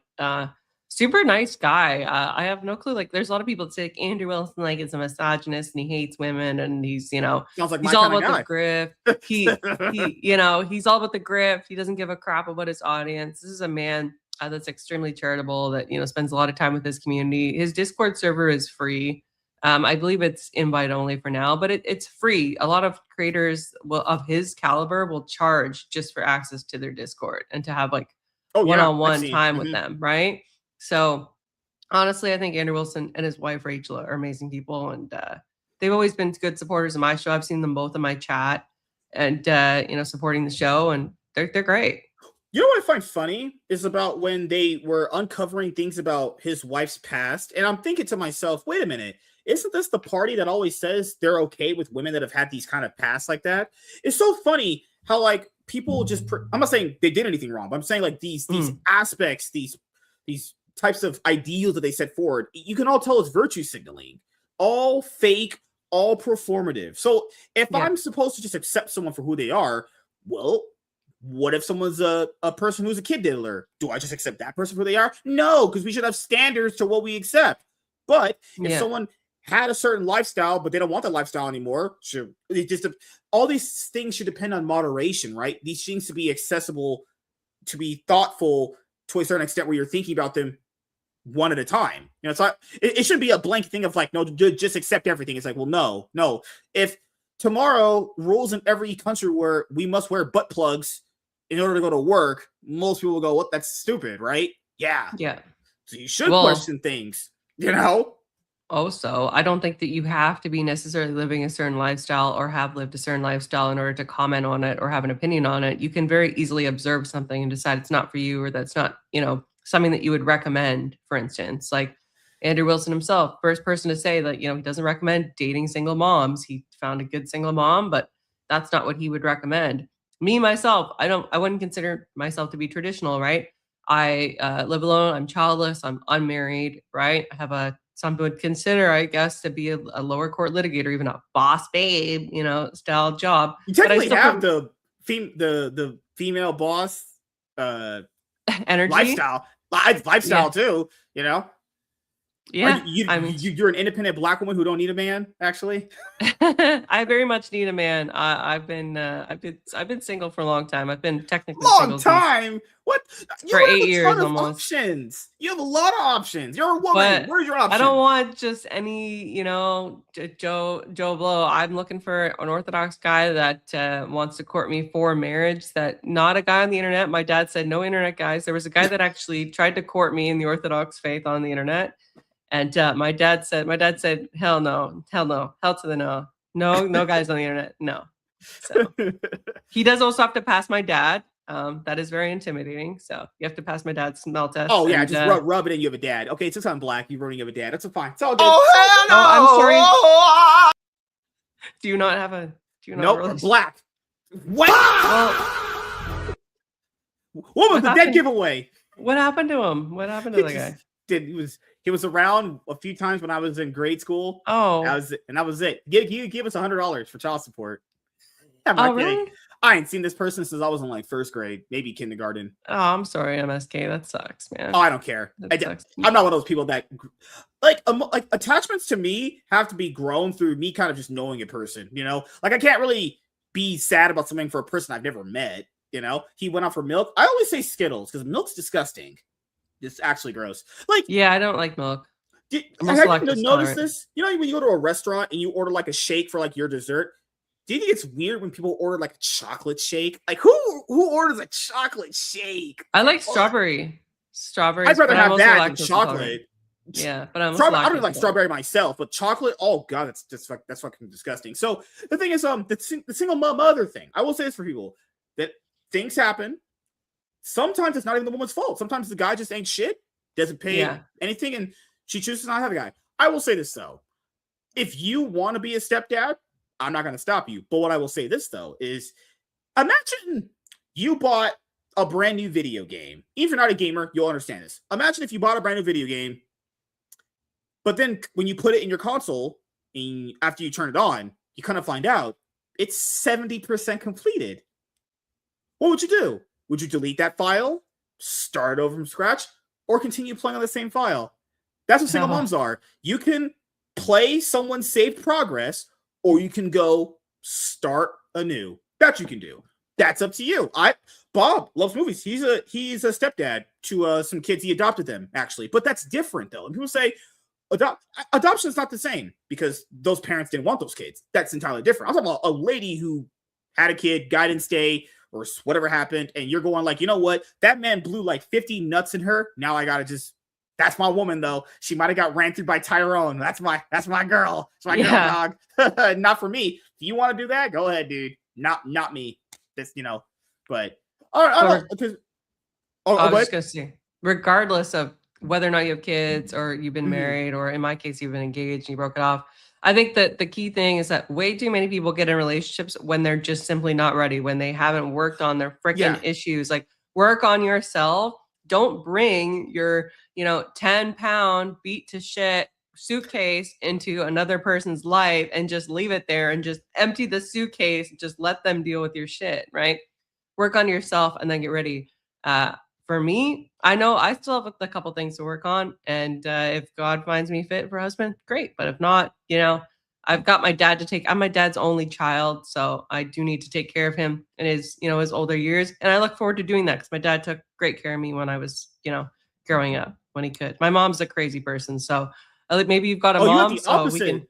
You had the opposite thing in life where your dad was the one, but your mom was the dead. A lot of people don't talk about the deadbeat moms. It's always the deadbeat dads that are sensationalized. But there's moms out there, as we can clearly tell, don't want to be moms and definitely don't want kids. Actually, it's crazy that I find with women. Have you noticed this too? When you tell people these things, you know how they don't. I can tell you, not just you, everyone, the average person really doesn't know what, like, a lot of this shit. Women are the leading person to initiate divorces. Abortions are an all-time high in your country, mine, almost every country. So what we can take away from that is women don't want to be mothers, and they definitely don't want to be married. Those are statistically proven things. But someone said, but the guy made him do it. Yeah, okay, sure, yeah. A guy made every single girl initiate their divorce. What utter retarded logic is that? Women literally don't want to be married. I'm sorry to tell people that. So sometimes in life, something may have been true for when your parents were around, or when your dad's generation was a thing. But even your dad's generation, because I talked to some of the people, they don't see the game has changed, though, because, well, to be fair, they've been married for a long time. They haven't been in it. And it's understandable, right? When they left it, things were a lot more different. Imagine when your dad was younger, you had virgins right after high school. They wanted to settle down.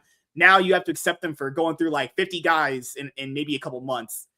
Just take me as I am. How about no? How about I don't do that? My dad's always been like, he's always been a really, when my dad was on a dating site like a couple years back, he easily got women. He's a very approachable guy. And he always says that he's not, we have decent genes in my family. Okay. So, him and my mom, polar opposites. My dad's super chill guy, didn't want any conflict. Met my mom, who is like the crazy hot scale. If the crazy hot scale was a person, she meets him, right? Gets knocked up. They, make things official and stuff like that. Then cheats on him with his best friend. Goes full on ballistic with like throwing plates at his butt, all that stuff, right? My dad's like, no thanks, bitch. I'm out of here, right? Bro, your mom cheated on your dad. My dad with his best friend. His best friend. And is that the only one that he knew of? The only one that we know of. We don't know if there's more. So like my dad had paternity questions about me too. Like that needed to be verified, right? So she does that, right? And then when my dad's like, no thanks, we're gonna figure this out through the courts, right? He goes through that process. She's like, oh hell no, it's the 1990s, right? Mother knows best, and like it's still not fixed. Like the court system is horribly prejudiced against men. I really do feel for men, and I completely understand why men, like from a secular perspective, don't want to get married and they don't want to have kids with women because like it's an absolute liability. So I completely understand that. I am the product of that type of situation. Anyway, she basically gets rid of him, right? Moves like hours away, meets a different, so it's only a 3-hour difference, meets a guy, gets knocked up with his kid, marries him, and then gets him to like legally adopt me after she fought for sole custody so that she could like change my last name and do all kinds of like horrific things. Milks the guy for like child support. And then like $9,000 of that I never even saw because I left home as soon as I was 18. I was like, fuck this shit. Like this woman is like crazy. She's been keeping me from my dad from like most of my life. Fuck her, right? And the horse she rode in on. I go and I live with him, and she's like, "Oh yeah, screw you," and like takes most of the child support that he paid to me, and like just spends. Did you see that video recently where that girl on TikTok saying, "Hey, I get $3,000 for child support, and my kids get 500 of it, but the rest is for me." Yeah, this is the thing with giving women that much money. This is what. Yeah, that's the problem. Like a lot of people, man, like it's really crazy that people. And what's crazy is we talk about statistics. It is statistically proven that if you have a mom and dad in the same household raising kids, it does lead to better help outcomes. the development. Yeah. The big problem with that is you can't really get a more of a bigger push in those statistics in that range because for women, they don't understand this though. Well, at least you do. Okay, so like, I'll give an example. Very, very easy one for people to understand. If there was a chance that we made a business together, there was a 50% chance that you could lose everything in it. Right. Knowing what you know in this moment, it's 56. Would you do it? Yeah. It's 56 for secular marriages. It's like 9% for Orthodox, W-Orthodox. You ask people? No. People go, well, but if you really like that person, this is the problem because I'm not saying you, but like women and a lot of guys say these things a lot. They're like, well, if you really love that person, you'll work it. Oh my God. You know, because you've lived almost as long as me. All that like if, ands, ors, or buts, all that shit could go out the window one day if something flies with the handle. Like literally, at one point, your mom was like, you know what? Maybe you're better off not seeing your dad ever. Yeah. Yeah, just on a whim, she just decided you were not able to see your dad ever for like 18 years. Yeah. And when people say, oh, you just work it out. You'd have to be such a disingenuous retard to believe that. Like people 100%.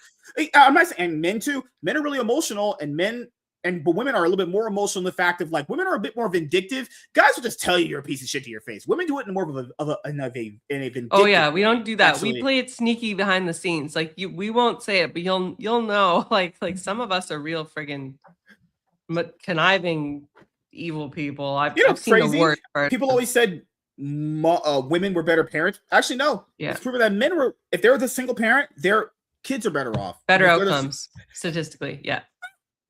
All this stuff. I've done a lot of debates on this. Sorry, I'm blackpilling people. I know. No. Yeah. I've read a lot of the things too. It's crazy that it's like I'm pretty sure this is not the right thing. It's kind of similar. It's like the Mandela effect where people are told something and they believe it because they're being told it so much, but they never actually look into it to find out if it's true.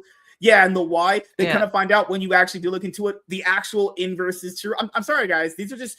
Come on, you're lying. Go look them up yourself then. I also put this. You don't believe me? Go and check them yourself then. Check if women are these sweet, nice, innocent creatures you put on a pedestal your entire life. I'd hard press you not think about half of what you're going to think about when you go through most things I have. Actually, if women are these sweet, nice, innocent creatures, crazy, why are they murdering their kids? A sweet, nice, innocent person. Huge rate. Murdering kids. The only reason why this other woman isn't getting the attention is because Lindsay Clancy's is. There was another woman who quite literally did something even worse than Lindsay Clancy did. A day after, there was this Hispanic girl, I think living in New York or Massachusetts, some fucking hell liberal shithole that is. Yeah. She did a thing. What's crazy is Lindsay Clancy used her hand. She strangled her kids. This one used a knife and said, and I quote, say goodbye to your kids. You should look into it. Just happened a little bit after the Lindsay Clancy situation. She slit two of the kids' throats, slit the other one's throat. He's recovering. It's like one of those situations where critical condition. It's just happened. Prayers for that family. That's horrific. I'm so glad that at least the child has a chance at surviving. But that's horrible. A husband should never wonder, hey, if I leave the house tomorrow and with my wife or girlfriend, are my kids gonna end up with their throats just completely slit? I'm not kidding. You should go over on your show. It's a horrific story. It's worse than. I'm not saying the Lindsay Clancy one isn't bad in its own right, but that one is. Oh my. What could a kid ever do to someone to make you want to grab a knife and an innocent child, a child that you bore and raised, like your own flesh hours of labor carrying the child for like 9 months, pushing it out of you. Yeah, it was in that moment you're like, it didn't deserve to live anymore. It's like fucking hell. And it's so since we'll go with the Lindsay Clancy thing. Do you? How would I say this though? Because it's YouTube. Because YouTube is like weird with this kind of stuff. Yeah, we gotta be careful about. Oh God.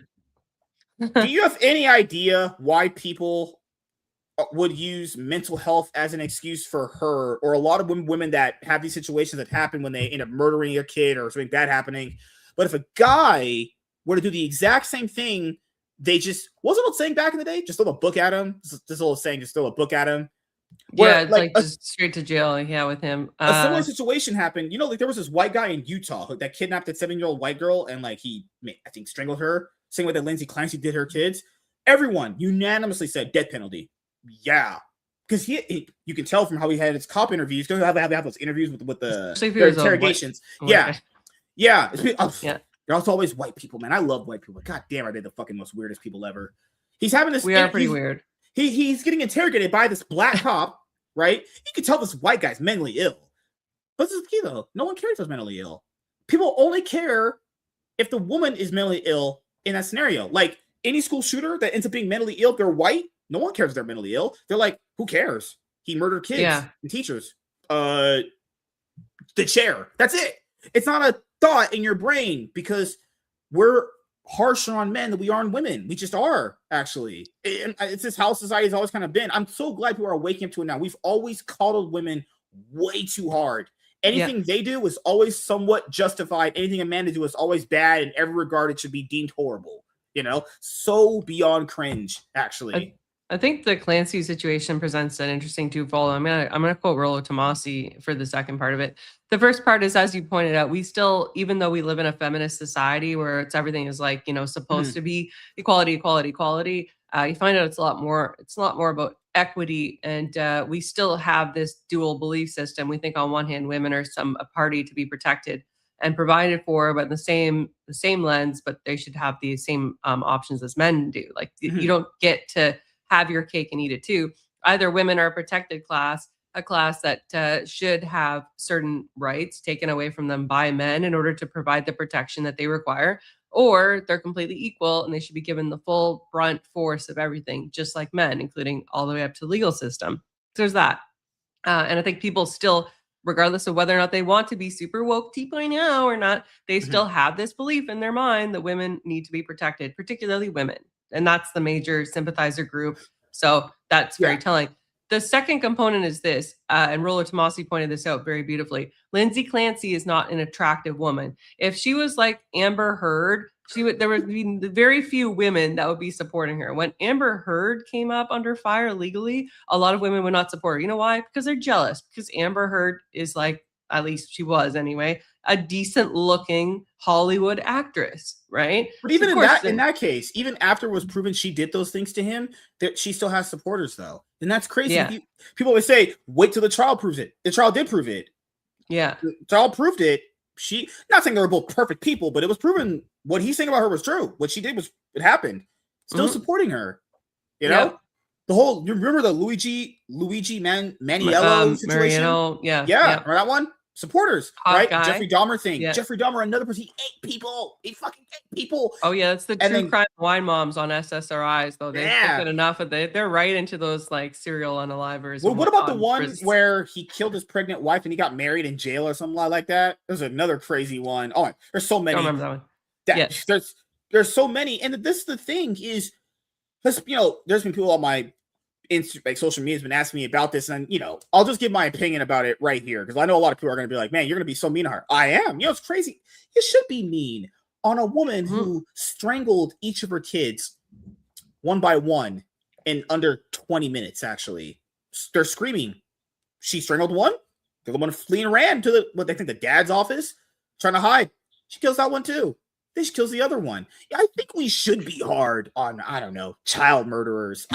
God forbid we're saying mean words about radical child murderers. Radical idea, right? Being mean to a child murderer. Yeah. And this thing that a lot of people do when they go, but she had mental health issues. I'm going to be completely honest here. This might be a controversial take. I'm not saying depression is not real. I'm not saying that, but I'm going to say this though. Depression is always used as an excuse, or any form of mental health, always use an excuse to excuse bad behavior. This is the thing, guys. Most people need to understand. Being a person that has mental health issues, depression, does not give you carte blanche to murder people. Doesn't at all. That might be a factor in understanding maybe why it happened, but it doesn't excuse it. I'll give you as a perfect example here. Let's say you had a friend who was drinking while they were driving, and they killed someone by drinking and driving. You know what's crazy? The people that made the alcohol and distributed it, they're not going to jail. Who's going to jail when they killed someone for drinking and driving? The person behind the wheel did. Yeah. So, and that's in every case. If someone, I don't know, shoots someone, do you, I don't know, punish the person who made the gun, or do you punish the person who shot the gun? what are we doing here in life? Where, well, she had mental health issues. I don't give a fuck, actually. I truly don't care if you have any form of mental health problems. It's always used as an excuse to never improve in life and to always have this weird pseudo crux where you just can't function in life because, oh, I'm sad one day. You know what? Tough luck. Who's a fuck? Everyone's sad. A lot of people are happy. That's how emotions work. Just because you're mega sad one day does not give you any reasons, if, ands, ors, or buts, to murder kids. Oh my God, I was sad. Oh, boo-hoo. Who cares? I literally don't give a shit you were sad. There's kids that grow up in North Korea without their eyesight when they're born. I don't know. Yeah. People still find a way to function. You know, this weird thing where we coddle women constantly. This is why women are doing. And keep in mind, when people said, when she was asking for help, I know a lot of people that ask for help. So see them murder people.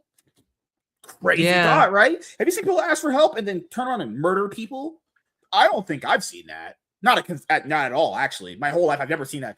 Someone asks for help. Hey, help me. I can't. Kind of just like start shanking you. No, it's not a thing. Yeah. The other thing too is I was trying to find I couldn't find the study, but there was a group of psychiatrists in the United States which actually sought out to see how easy it was, even under, like, they're completely sane. They've all tested normally. Mm-hmm. I can't find the exact study, so I'll just get to the point. It was very easy, and this is a point that's just generally true. It's incredibly easy to get prescribed things like SSRIs or to be prescribed like ADHD medication. Mental illness in the United States and even Canada, especially Canada, has now become a term that we can apply to a lot of people. So the more that we expand that terminology, the easier it is to provide excuses for these things, and also to endorse government actions like MAID. In Canada, there was recently an attempt to get that expanded to the mentally ill. Yeah, and we have Big Pharma here, so I understand what you're saying. Yeah.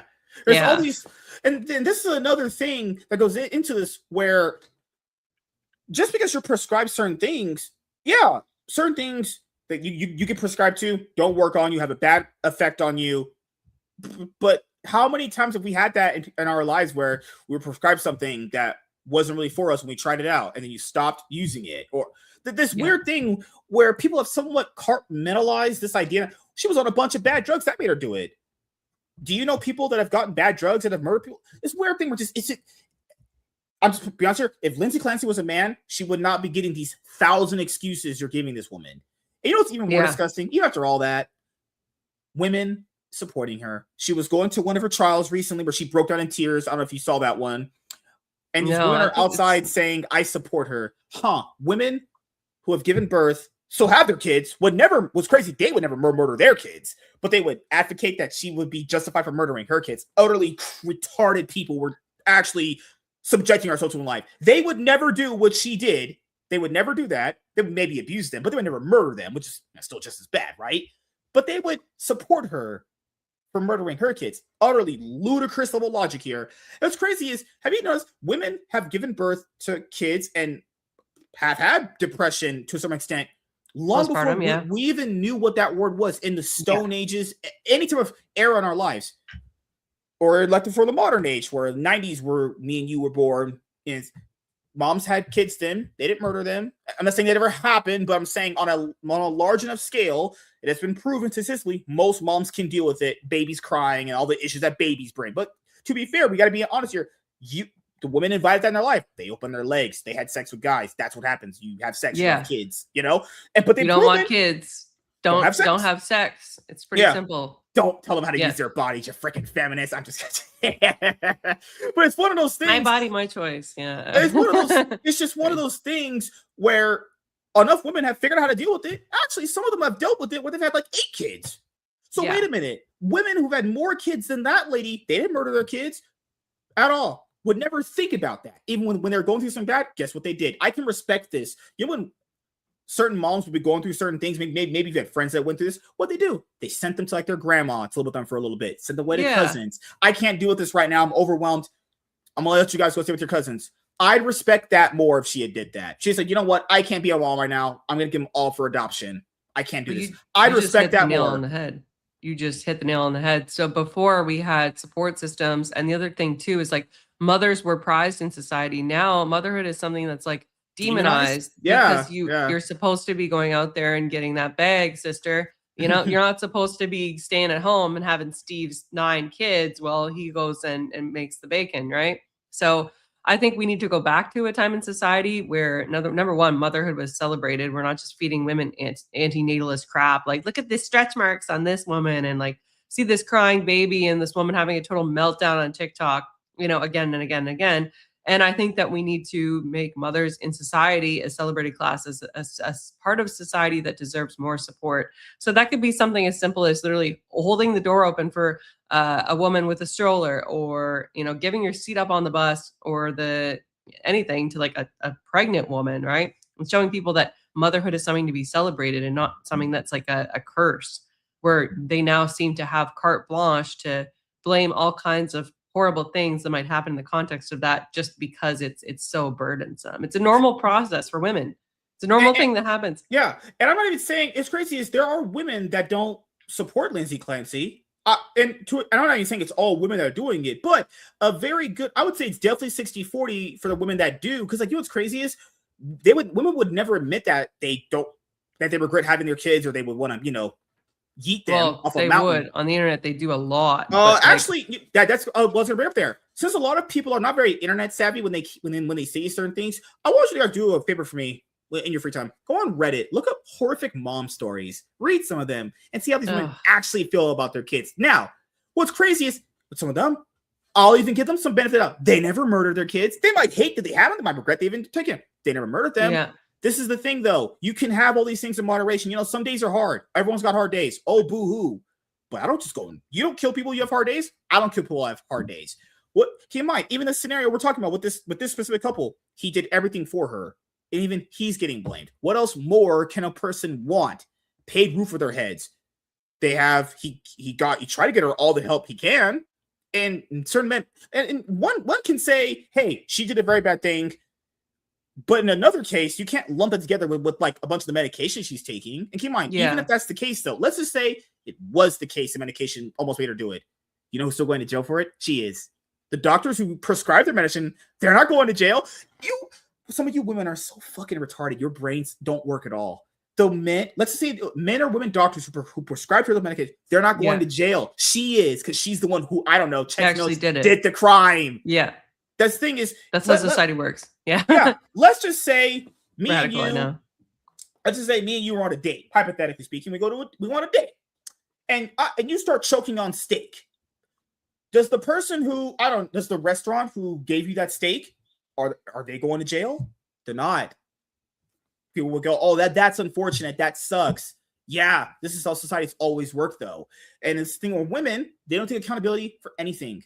Accountability to women is like kryptonite to Superman. Essentially, that's what it is. You know, it's Dodge. It's Neo in the Matrix. Yeah, I'll ask you this: since you're a woman, how many times has a woman actually apologized to you? Like an actual genuine work apology. context, like not where they need to, because it's like a work related thing, right? Maybe like twice in my life. That's about mine too. About 3 times, maybe. Yeah. See, this thing is what's crazy is people also don't have nuance anymore in their conversations. One can go, hey, these drugs people are getting are harming people in a bad way. Yes, I could agree with that. Still doesn't give you an excuse to murder people, though. These are not. What's the thing? These things are not mutually exclusive, though. You know, one can criticize the bad drugs people are getting that make them addicted or messes up the brains, but then one can also go, wait a minute, this person strangled kids. It's crazy. Is a lot of people don't know the story. She held them down and did it. And one of the kids' eyes almost popped out. She said, you know how hard you have to strangle someone to do that? That's shit you see in a horror movie. You know, these are to kids. Yeah. Like, evil, really, what horrible thing they could have done? Oh my God, they didn't go to bed on time. Oh, boo-hoo, she signed up for that when she checks notes, had sex with a guy to make those kids. So it's hard for me to feel bad for these things when it's like, you're the one that's enacting these things in your life to make these things happen. Like, that's why I tell people, like, you're the one that are doing these things in your life to have these outcomes. And to have these outcomes, you have these consequences. I'm not saying kids are a consequence, but when they're young, they're a lot of work. No one is denying kids are a lot of work, though. They don't deserve to be murdered, though. At one point, it's crazy for all these women. You were a little kid once. Your mom had probably depression. She got through it. You know what's crazy? She didn't murder you. And she was crazy. She's crazy, man. Like if there was ever there was ever one that was gonna be my undoing, it would have been that lady. But no. It's crazy if you have accountability, if you have a support system. But the more that we say like it's fine, she was in a bad place, she was on medication, the more that we open up the doors for that, the more we're letting in. We've done it with other things in society. It'll only be a matter of time before people can like literally use any excuse. Like open drug use is now very popularized in large urban areas, right? And it's now played off as a mental illness. I'm sorry, but when did allowing somebody to use a smack pipe in the vicinity of a playground all of a sudden be like, oh, don't judge them, that's their personal choice. The choice to use smack is just leave them be, not like, holy crap, there's somebody that's like freaking like, there's my kids are inhaling secondhand smack fumes when they go to the playground. Like, this is not normal. What's another thing I'll bring up into this? I will say, do you know why it doesn't surprise me that these retarded, dumb women support Lindsay Clancy? So I will preface this two ways. I know you might have some religious people in your audience, so I'll preface this two ways, and I'll be fair. I'm not fence sitting. I'm just gonna say a scenario two ways. So people in my audience they've got their big person pants on. I think they're good. If you believe abortion is murder, I'm saying I don't disagree with you on that, but I'm saying that if you believe abortion is murder, and if the opposite is also what the other person believes, I want people to understand this though. The reason why I'm not surprised with Lindsay Clancy having support from these women is, have you heard these women talk about abortions? Does that surprise you? Oh, sorry. Do you mean, let me use my Valley Girl accent. I'm sorry, do you mean healthcare? Are you referring to healthcare? A medical procedure, as they call it these days. To remove the fetus. I'm not surprised that there are women that support these kind of women, because these are the same women, if you hear them talk, because people say, this is on the internet, I can hear them. I can literally hear what they're saying about this kind of subject. Now, if you believe that abortion is murder, it shouldn't surprise you at all about what happened, about the support this lady is getting, though. I've heard these women talk. I've heard them talk about it. I can understand it. I don't believe them. I don't agree with them. But it's one of those things where, I'm just saying, being a mom is insanely demonized. Having kids is insanely demonized now. I'm saying, also, if you look at statistically, as you said you have, you would know this just as well as I do. What's the number one thing women are always voting for in elections to make sure they can get more access to and rights of? Abortions. Women are single issue voters. And what are the majority of? People say it's not all liberals. What is the majority of liberals when it comes to women? Women. They are. Women are a majority of liberals. And their number one thing they always vote on to have more access to is abortion. Don't care. Which is apparently a political issue. I mean, it is. It has to be, right? Because we vote for policies that not gas economy, not food prices. Right. None that actually matters in life. If you've got access to an affordable home, if you can get that 9-month abortion, like you're living the fourth wave feminist libtard dream, baby. Remember in Massachusetts, it's a state here in America. You saw on Twitter they legalized it up until like 9 months. I saw that. Formed human at that point. That's disgusting. That's actually gross. Like why? Okay, there's just no reason why. Number one, it has to be. You'd have to induce labor anyway. Like the abortion is basically going to be inducing labor, like stopping the heart and then delivering the baby either vaginally or via C-section anyway. So why not just let the baby be delivered? Give it, even if you have to do it by C-section, even if you don't want to deliver the baby vaginally, and give the baby up for adoption. Like, we're in a freaking birth rate crisis. Okay. Give the baby up for adoption. Maybe babies are adopted at the highest rates of any kind of child that's not, that doesn't have parents that want it. So I don't know. It's just incredibly sad. I just feel like we're at the point of insanity where it's like, what is even abortion anymore? Can you terminate a pregnancy after the kid is 2 years old? Well, they call they say this kind of things like, well, it's a fetus. That means baby. So it's like you tell the average person is so stupid. They've just been hearing these things their whole life. Fetus literally means baby.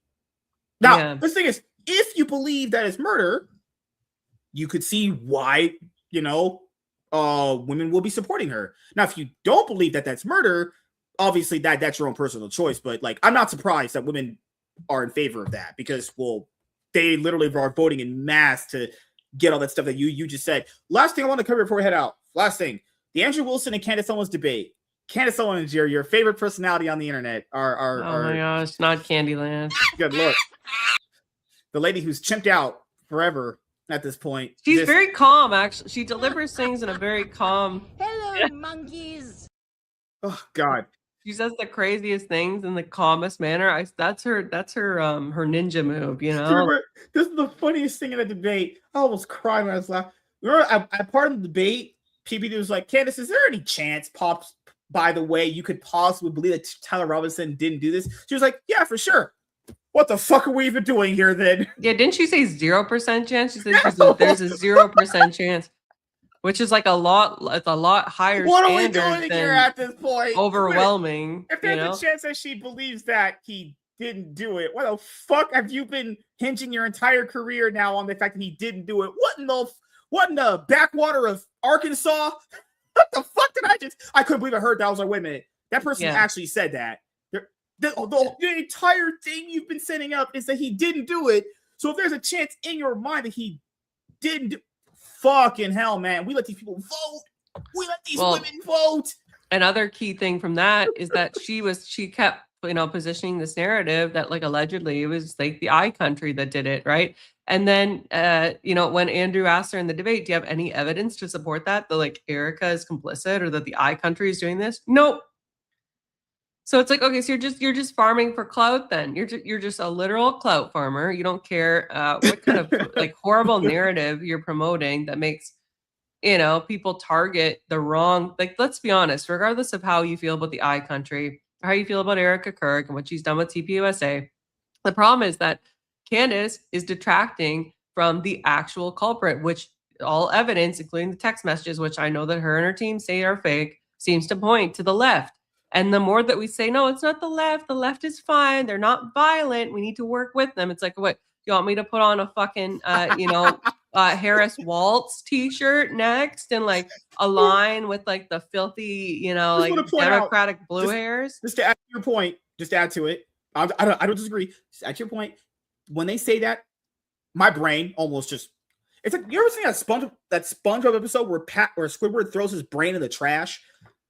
You unify with people who don't even know what a woman is, despite the fact that we have a definition of it in a dictionary. These are people that think that men should be competing in women's sports. Unify with people who are kind of on mass scale trying to get women to have abortions so we don't have humans anymore. Because, even moms are shitty like yours. That's how we kind of have adults that do great things in life, right?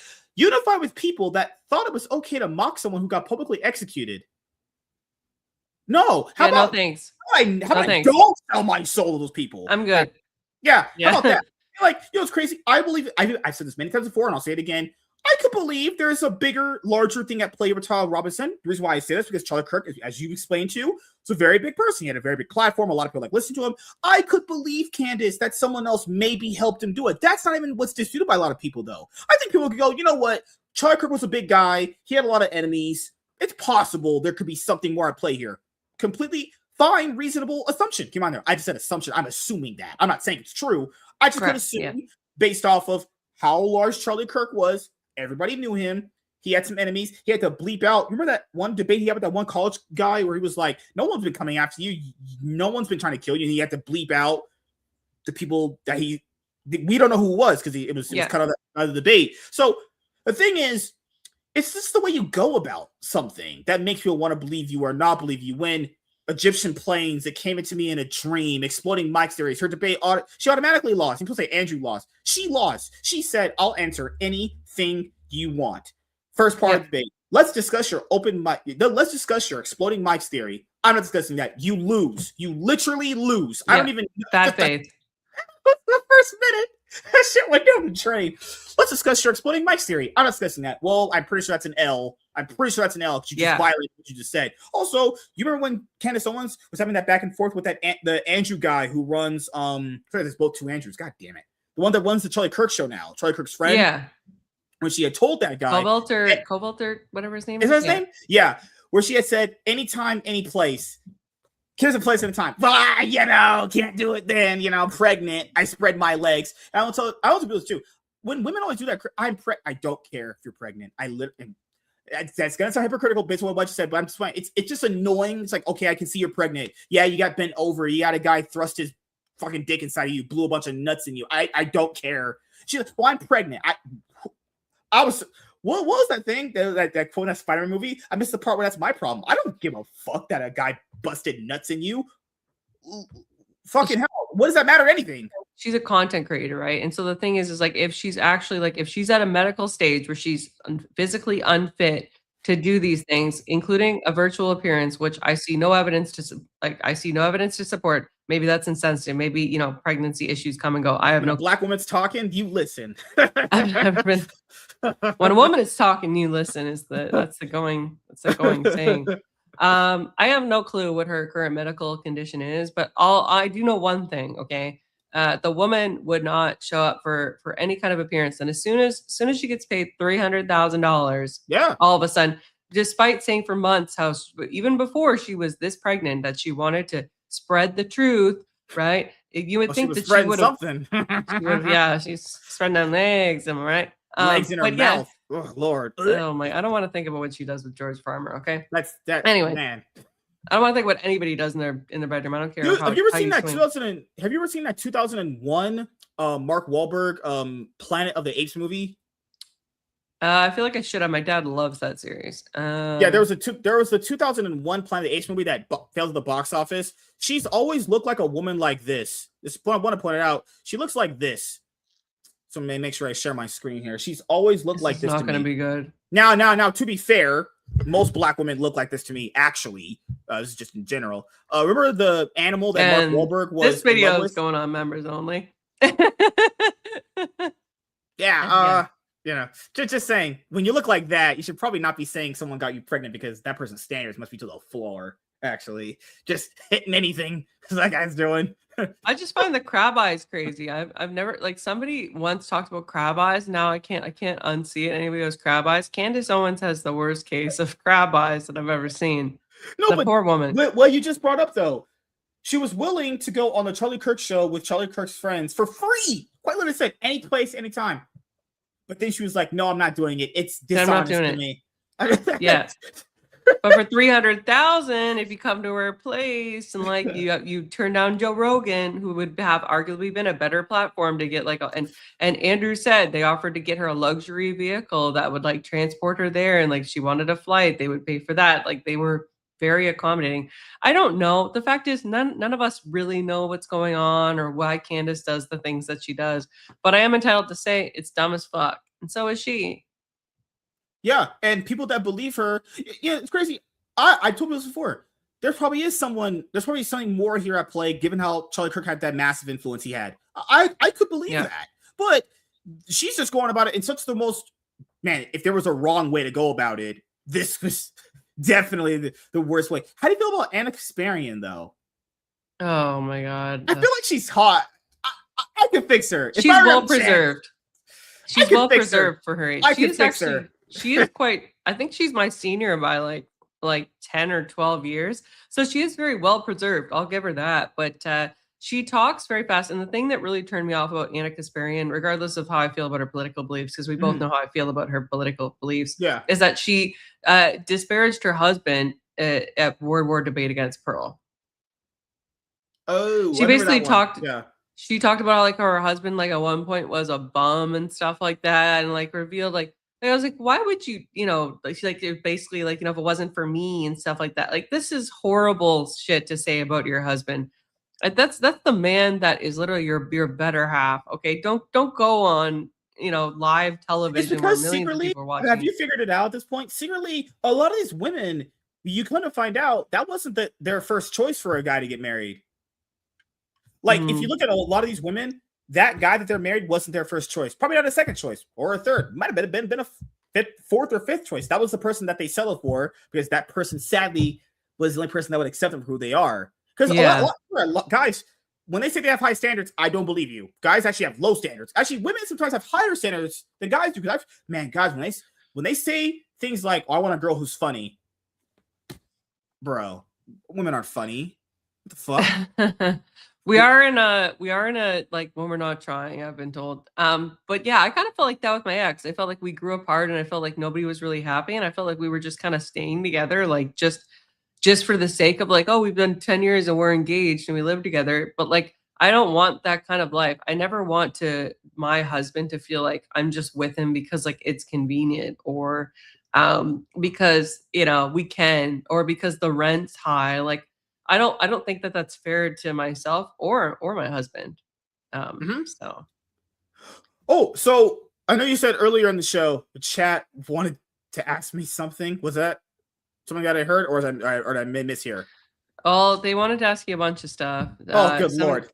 There's a bunch of stuff. Somebody says you talk too fast. They'd also like to point out that well, that's your chat, that was a white woman in Planet of the Apes that you showed. We've got we've got some other comments here. Oh Lord. Well, there's a lot. Like people always say I talk too fast. The thing is, I know that I have to kind of. I don't have to work on that. That's something that I've always had in my entire life. Most people don't really. Most people understand what I'm saying. Also, sometimes I've actually sped up the way I talk because on StreamYard, as you know how you have that clipping function. Yeah. I actually get a lot of traction from the shorts that I post on here or Facebook or Instagram. They're good. Yeah. That. It's more beneficial if you talk faster because I only get like 2 minutes to really say my full point for someone judges my entire life on it. I said, you know what? I don't think Jean Grey's portrayal of Spider-Man Brand New Day is good. A bunch of her simps, you don't know women very well. Look at that profile. They, them pronouns, voted blue. Fuck, man. Like, every time, man. White dudes for Harris. Oh, God. You'll see like a guy, you don't understand women. My mom was great to me. First of all, don't ask. Anecdotal. Didn't care. Super anecdotal and good story. And I don't care. What's I do with what I'm saying? Yeah, comparing your real life mom to a fictional character. Good Lord. They're always black. They're always so freaking dumb. But no, what else do you want to say?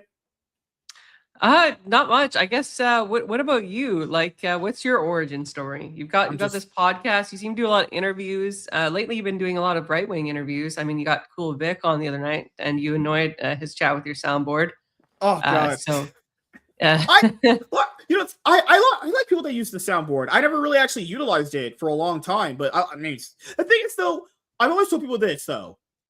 If someone doesn't like how I say things, phrase things, other things, I'm not even saying this as like a thing in media, because this is the thing in media where producers of Hollywood will say, if you don't like it, don't watch.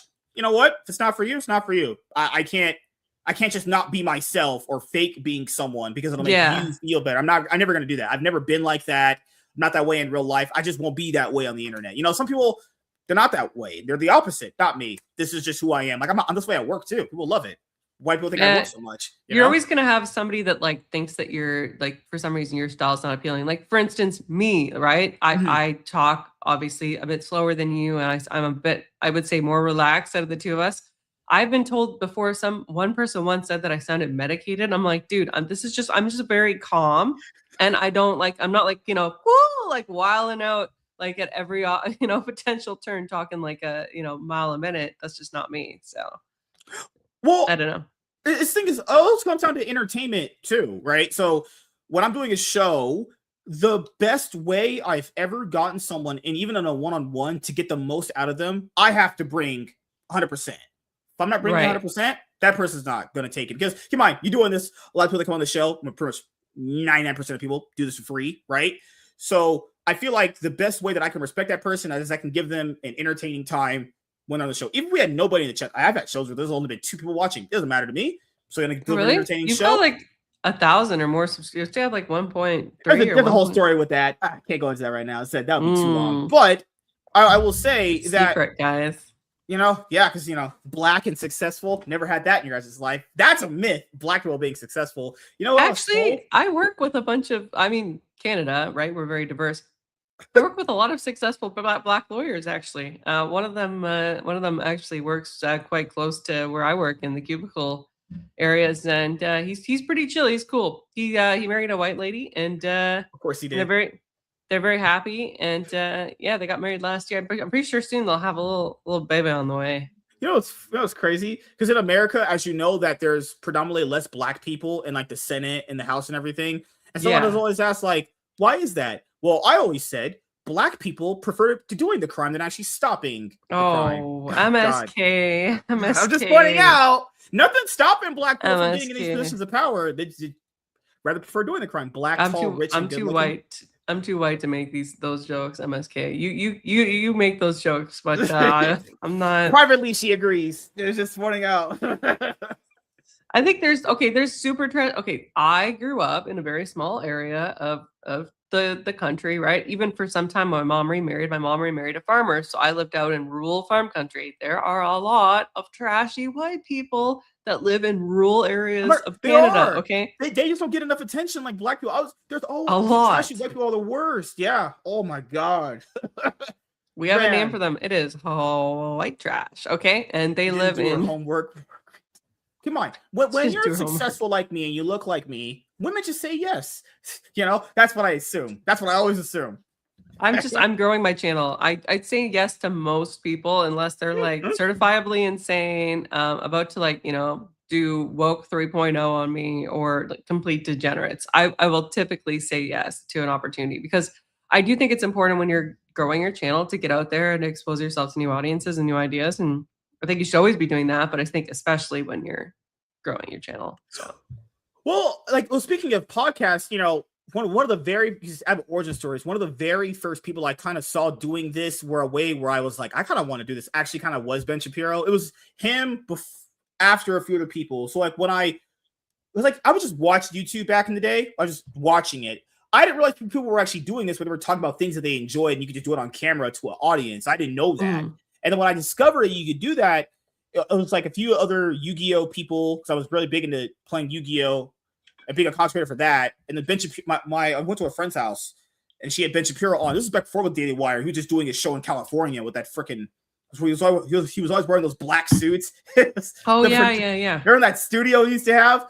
So, and come on, it's something I agree with everything he says. It's one of those it was like an eye opener. Wait a minute, you can talk about things you really like and enjoying, you're passionate about on a camera in front of people, and they'll like it. What they don't tell you is you have to get people to subscribe to your channel to hear that stuff. But yeah, I'm really glad though they waited to do it when I did. My original YouTube channel would have been probably something that none of my current audience would have watched because my audience is mostly male. I think I have like something like 92% male audience between like 25 to 37. And what I was going to do is especially in my 20s, I'm less now. I don't really do it as much, but I was really into luxury shopping and stuff. And I invested in a lot of handbags and stuff that I still have. And I've some of them sold and gone better handbags. So it's an ongoing investment, but that would have been my show. And the thing is, there's a gazillion basic bitches, for lack of a better term, that have YouTube channels where they just review their shit. It's the same handbag that everybody has, and they talk about it. It's very boring. Internet debating is actually very exciting, especially blood sports. And I will say, as someone who in my regular job doesn't really do a lot of groundbreaking work, changing minds and, crushing the left in certain ways, I get to do that during this job. So I find that to be very rewarding. I've also done amazing debates on antinatalism, eugenics, Narcan availability, community dependency, whether or not competitive debate fetishizes intelligence. And all of my recent debates have been landslide victories. So I've had a lot of great success in terms of the debate sphere. Great success. There was a person in your chat that said, I forgot where it was. It was you have to do better, something equivalent like do better. The person said, I have 2 jobs and I live alone in California. I'm perfectly fine. Money's not an issue. I don't do this for money. I do this. Actually, I told people before, I don't really care about views or subs or any of that shit. I don't even ask people to subscribe anymore unless it's an actual video. All I care about is just doing the content itself, adding more episodes in this show, my other one, or just streaming games. That's all I care about. I just do this literally primarily for fun. Yeah. That's it. I set out to do it for fun. I don't make bad money, but I also live in a large area where rent's over $2,000 a month and stuff. And it is tight, but the main reason why I started this was just I was already debating online and enjoying it. And I was like, you know what? I'm going to do it on my own. And if I make money, cool. If not, You know, at least I'll be doing it for the love of the game. You know? They call them shekels. And you're only in shekels in Europe. You make a few shekels and you're good, right? You can pay off like an internet bill. I was actually about this about Canada. So is it really as expensive out there as people have been saying? Yeah, in BC primarily, and also like Toronto. You said Toronto. I think a lot of people from Toronto would call it Toronto or Toronto. And they just wanted to just completely eliminate most of the syllables. Those are really expensive areas. I think the going rate in BC right now is around like in like central areas like Vancouver, right? Probably about to 2,000, maybe 1,900 just in a less popular for rent for like a decent sized 1-bedroom, like past 2014 build, like in suite washer, dryer, dishwasher. In Toronto, though, in Toronto with the T, I always say pronouncing it with the T, that would be more like 20, 23, 24, 25, right? And you're talking about significantly less space. There was a time when BC was actually more expensive than Toronto, but now Toronto has surpassed it. And even in my home area of Sarnia, my dad tells me now that like the going rate for a 1-bedroom condo is upwards of 1,700. And that's most people in rent. Sarnia, and most people in Sarnia don't make good money. I think probably my job there, I would be lucky to make like 50, 55. So you live alone, right? Yeah.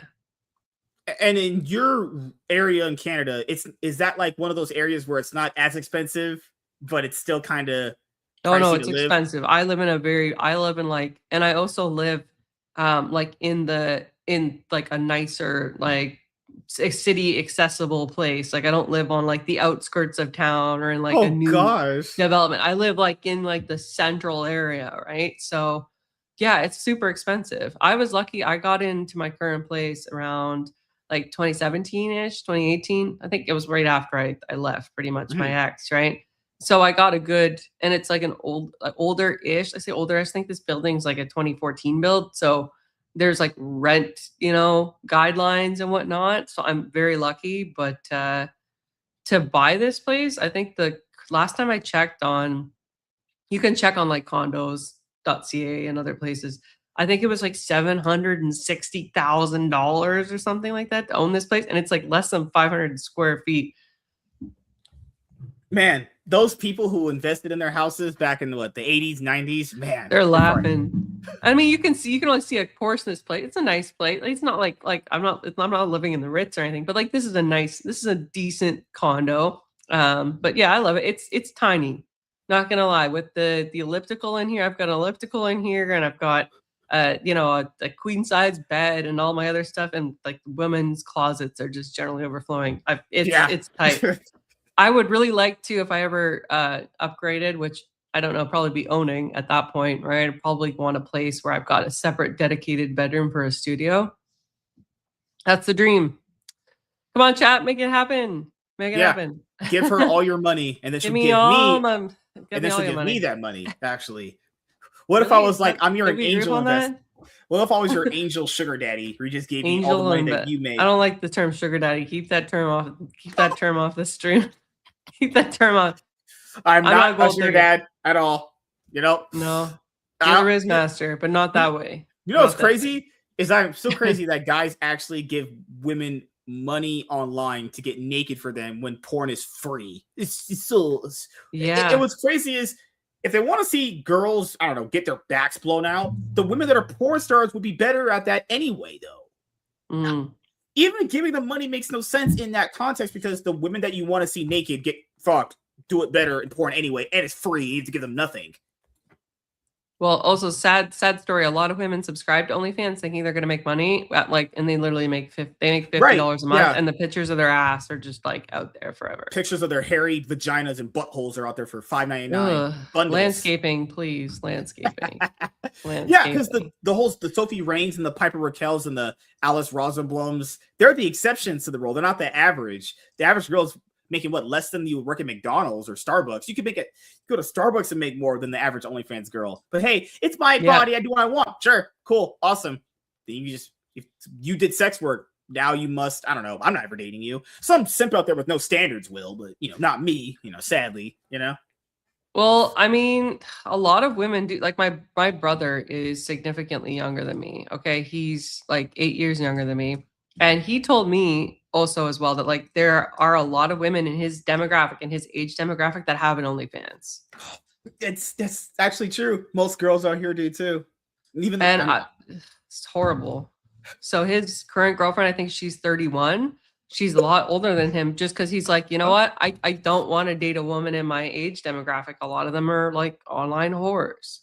oh God, man. And then because it's another thing where people say, why don't people want to date older women? What's the number one thing? They have baggage. All older women have baggage. The reason why most men prefer to date younger women between 18 to like 25, they might have some daddy issues, but they have no kids. They're not really, they got nothing going on. Older women all have baggage. All of them. It's most people. Yeah. Like I would consider even like the amount of baggage that I have is like relatively low. A lot of women that are going on 36 have kids. They've had like a marriage or two with like somebody that's like, you know, maybe not the kind of daddy issues. It is. I don't blame men when they want to go for somebody that's a lot younger. I don't think it's like be PDFing or whatever. The woman is of legal age. It's fine, guys. It's not. She can drink, drive, join the army if she wants to. She can go to college, which you need to be an adult. Actually, you literally need to be an adult to go to college. Oh, in most cases, at least, you know, they're the youngest, right? Another thing a lot of women don't understand is that when you're younger and you're in more youthful, so you look more youthful looking, fertilization is very much more possible in a much more safer aspect when it comes to having kids. When you're older, pregnancies tend to be very 50-50 sometimes when it comes to like birth defects and health problems and all that stuff. When you're younger, eggs generally. Your eggs are a little bit more fertile when you're younger, so the kids come out, you know, without toes. You know, you want your kids to have all their fingers and all their toes. Not the missing toes. We had a guy who didn't have a toe growing up. His name was 9 Toes XL. It was like, dude, that's so cringe. Don't do that. Oh, no. Yeah, like, I was saying, there's also men prefer younger women. It's just, don't most, and girls prefer older guys too. I don't know why. It's like when a girl wants an older guy, it's perfectly fine. She's just getting her bag. But when an older guy wants a younger, it's like, you know, you're a PDF. It's like, this is an adult we're talking about here. She can drive and potentially crash your car. That's an adult right there, you know, but she's not mentally all the way there. Says who? She's driving and having a job. I don't even know what. Apparently, women have zero agency in everything, or they have no agency. That's it. We treat them either like perpetual child or children, or we treat them like boss babes that can like be Navy SEALs. No in between. It's either they have no agency or they're a boss babe. Make it make sense. I don't know. I can't. This is woman logic. But no, I actually kept you up way longer past your bedtime. What time you have to get to go to work? I'm really lucky. I'm a senior in my position. I get to work like awesome hours. I get to work like 11 to 7. Really? I'm rolling. Okay. Yeah, I'm great. I'm a night owl too, so it works out really good for me. Although I would have preferred, like at my old job and stuff, they would even like allow me to work a bit later. Like they'd allow me to do like noon to whenever my billables are done. But current job is a bit more strict with that. That's fine. But yeah, I'm super lucky. Like I said, I have over 13 years experience in my field. I manage people, I train people. I'm pretty lucky. So. Oh, because one of your persons in your chat said this feels like an AVG dating advertisement. I have no baggage or kids, and I'm becoming orthodox. Oh, whatever, Moses. This stream will be members only. So who is advertising? I'm not good enough for the big leagues. You're gonna hide me behind a paywall. What do you mean? I just told them to subscribe. But to be fair, you said a lot of super non-woke 2.0 things that I can't endorse. MSK. I will say this though. Okay. The fact that you want to put me behind a paywall means something, because that means you're telling me you have to pay to hear my opinions. I finally made it to the big leagues. Finally. Yeah. $5 a month. This was a very personal interview. I've done another personal interview where I talk a lot about myself, and I usually do put those behind paywalls because people are on the internet to find shit about you and to twist it. And like, I generally think, they can find it for free on your channel. So well, unless you put it behind a paywall too. Is that I don't know if you've went through this, because I know typically, and this is why I hate guys sometimes, because they're stupid too.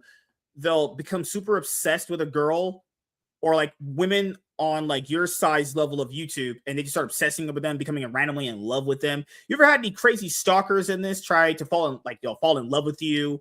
I have one on TikTok actually, and I'm happy that I kept my TikTok separate from my YouTube on that basis. This guy would just follow me around, and super young guy too, like very sweet, but like super young. I think he was like 20, 22 or whatever years old, and he'd follow me around. He'd be like, my TikTok name is different, right? He'd be like, this person is, oh, it's my favorite TikTok streamer. Like, oh, I want her to be my wife. And he'd like, he'd follow me around.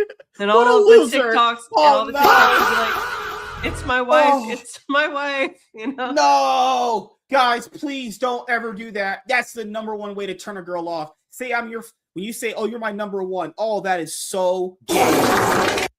I was just like, this is really nice of you. I'm like, I don't know you. You're much younger than me. I don't think, you're on the internet. I'm not sure this is going to like it.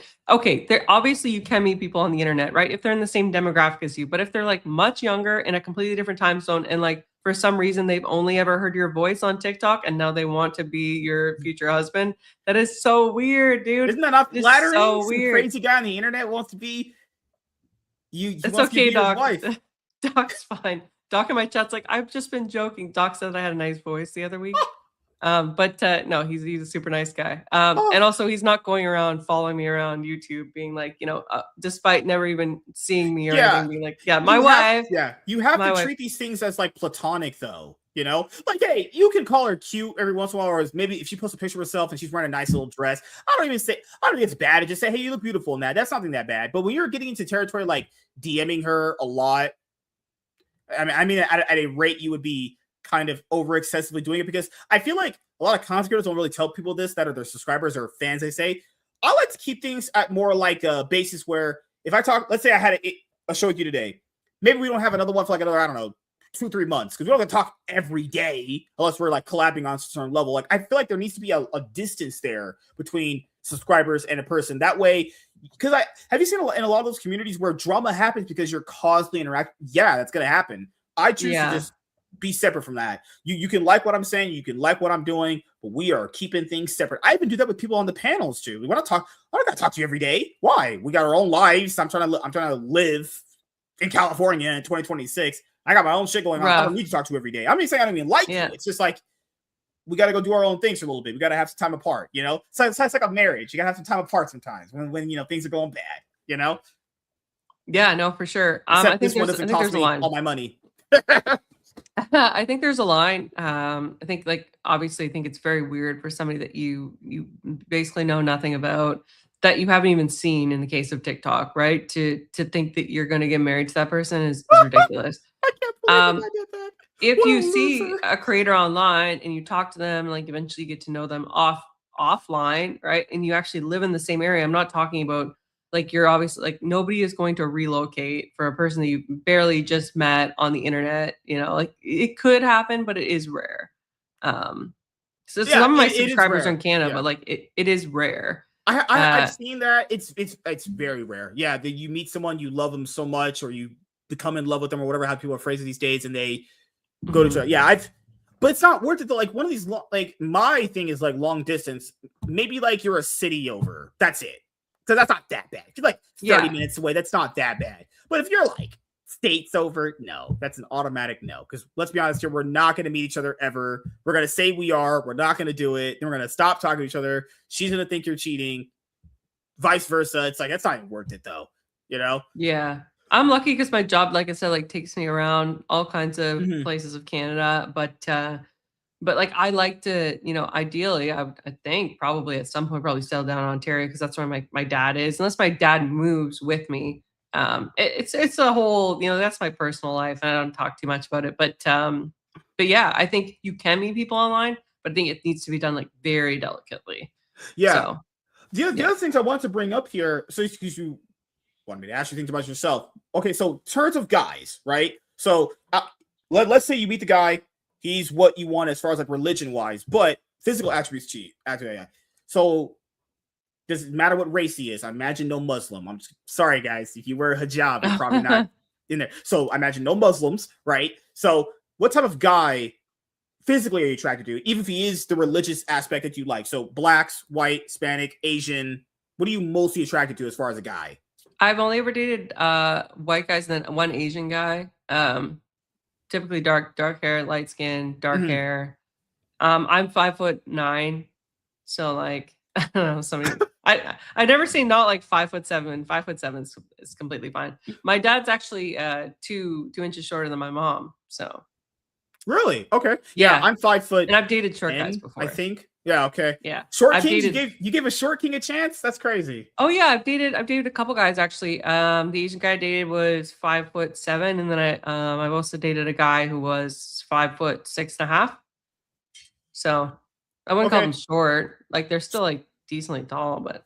So, what will be your I'll tell you, keep in mind, we're just keeping since you're religious. If the religious aspect is intact, what would be your ideal first date with that guy? Where would you want him to take you? Oh, anything. I could go for a walk in a park with a guy. I don't expect you have to spend money. to. Okay.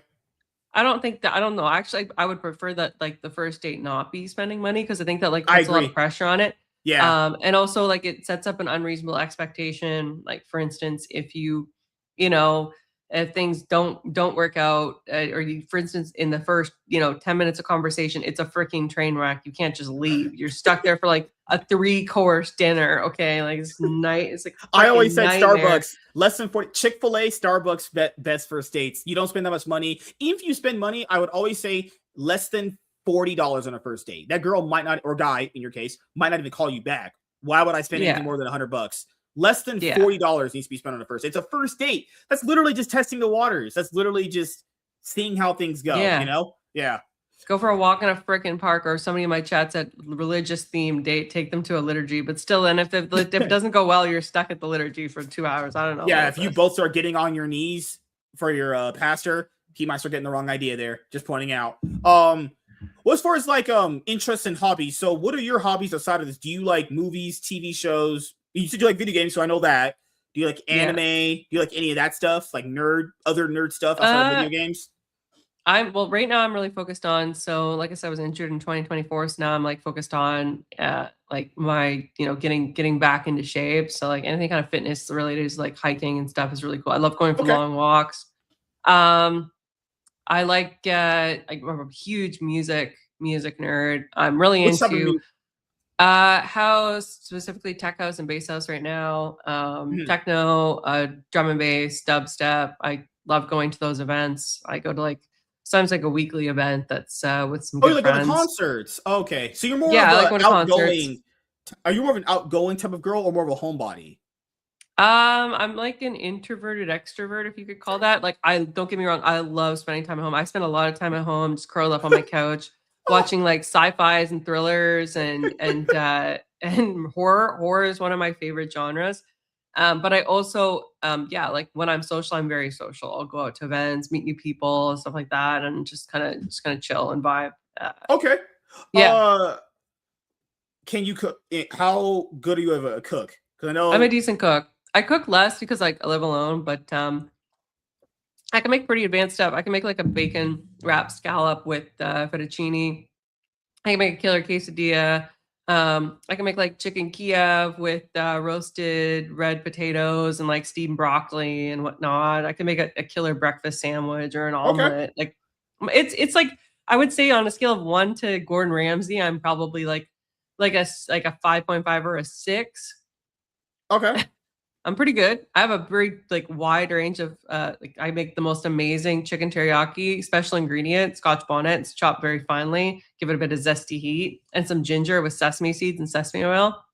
Chef's kiss. These are a little basic though. I will make that. Okay. You're a foodie. Does the guy you're eventually dating have to make a certain amount of money a year to date you? No. So if he made $30K a year, that's fine. If we can comfortably, like for the place that we want together, if we can support it, and I'm not. This is the thing. I don't believe that the dynamic necessarily always works out with 50-50. I've done it before. My ex actually made twice as much as I did at the time. Now I probably make the exact same as him, but don't tell him that. You're gonna like that one. At the time, oh my gosh. Oh, I mean, it's expensive to live where I live. Anyway, at the time I was making about half of what he did, and he still did like the 50-50 thing. And I would say that kind of weighed on us. So is money a factor? Not necessarily, but at the same time, like, don't be nickeling and diming me on the electricity bill, right? I think there should be I would like to live in a more traditional relationship, but I understand that might not be possible. Not this day and age. Yeah, probably not. Unless you literally had a sugar daddy, like we said before. Unless you literally had that. That's what. Height. Does it have to be? But I know you said you dated shorter guys before. But would you prefer overall if he's taller than you? Would I prefer that? I mean, I prefer that we're like the same height at least. I don't really like to wear heels, so I don't really care. As long as we're like the same. Gotcha. Mm-hmm. I would prefer for the same height. Or taller. What were the other things? Oh my god. Oh, good lord. I'll always forget this one. I'm freaking blanking on it because I'm old. This is probably being old and black and rich. You're and 30. You're like 5 years younger than me, MSK. Do you want him kind of having the same hobbies as you? Because I know for couples that's a thing where if they have the same hobbies, it can be like, oh, this is my thing. Would you prefer him not know about your, second life on YouTube, actually? No, I think he should know about it. But do I think we need to like the exact same things? No, I think that gets real boring real quick. Okay. Yeah. Yeah. What about going to a movie on a first date? If he was like, let's go to a movie. Yeah, of course. That would be like more of a second date for me. I think that would be like second date. Yeah. Third date's like sushi restaurant for lunch. Fourth date would maybe be like a concert. Fifth date would be like a more formal, like maybe dinner. And then like sixth date, maybe we like, we do something more. Date. Oh Lord, lady. These days when I go with a girl, there's 3 dates for me. Not 3 dates. I'm joking, guys. Remember the 3-date rule? Oh god, that was that thing back in the day. The 3-date rule. Oh no, but movies in the first date is weird, right? Because you want to get to know somebody, but you're gonna sit down and watch better looking people have dialogue instead of you having dialogue with a person. It's like, yeah, I'm trying to I barely get dates with women, and the first thing I'm going to do is show her better looking men than me on screen. How about I don't do that? That's actually how you shoot yourself in the foot. You're going to be like, wait a minute, why don't I have Dwayne Johnson dating me? She's going to look over and be like, wow, I'm not settling for that. It's just weird because you can't talk. And if you do, like, it's like annoying to the other people. I don't know if I would choose that as like a first date option. Yeah, so. I always say no movies on the first date. That's like a third, fourth date kind of thing. Yeah. What are the other Somebody in my chat says, yeah, lights are low. You can just say, oh, going to the toilet and dip out.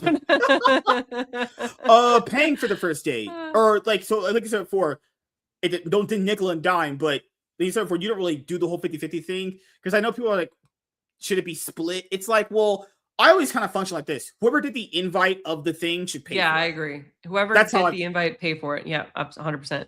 Yeah. Woman or man, it doesn't matter. Now, if they offer to do it, I always go, hey, if you're offering, whatever. But I would just mostly take care of it, actually. Do you like a man that takes initiative? Yeah, who doesn't? Does somebody want a guy that's like, is it okay if I kiss you? Like, that's so cringe. You want him to just go for it, right?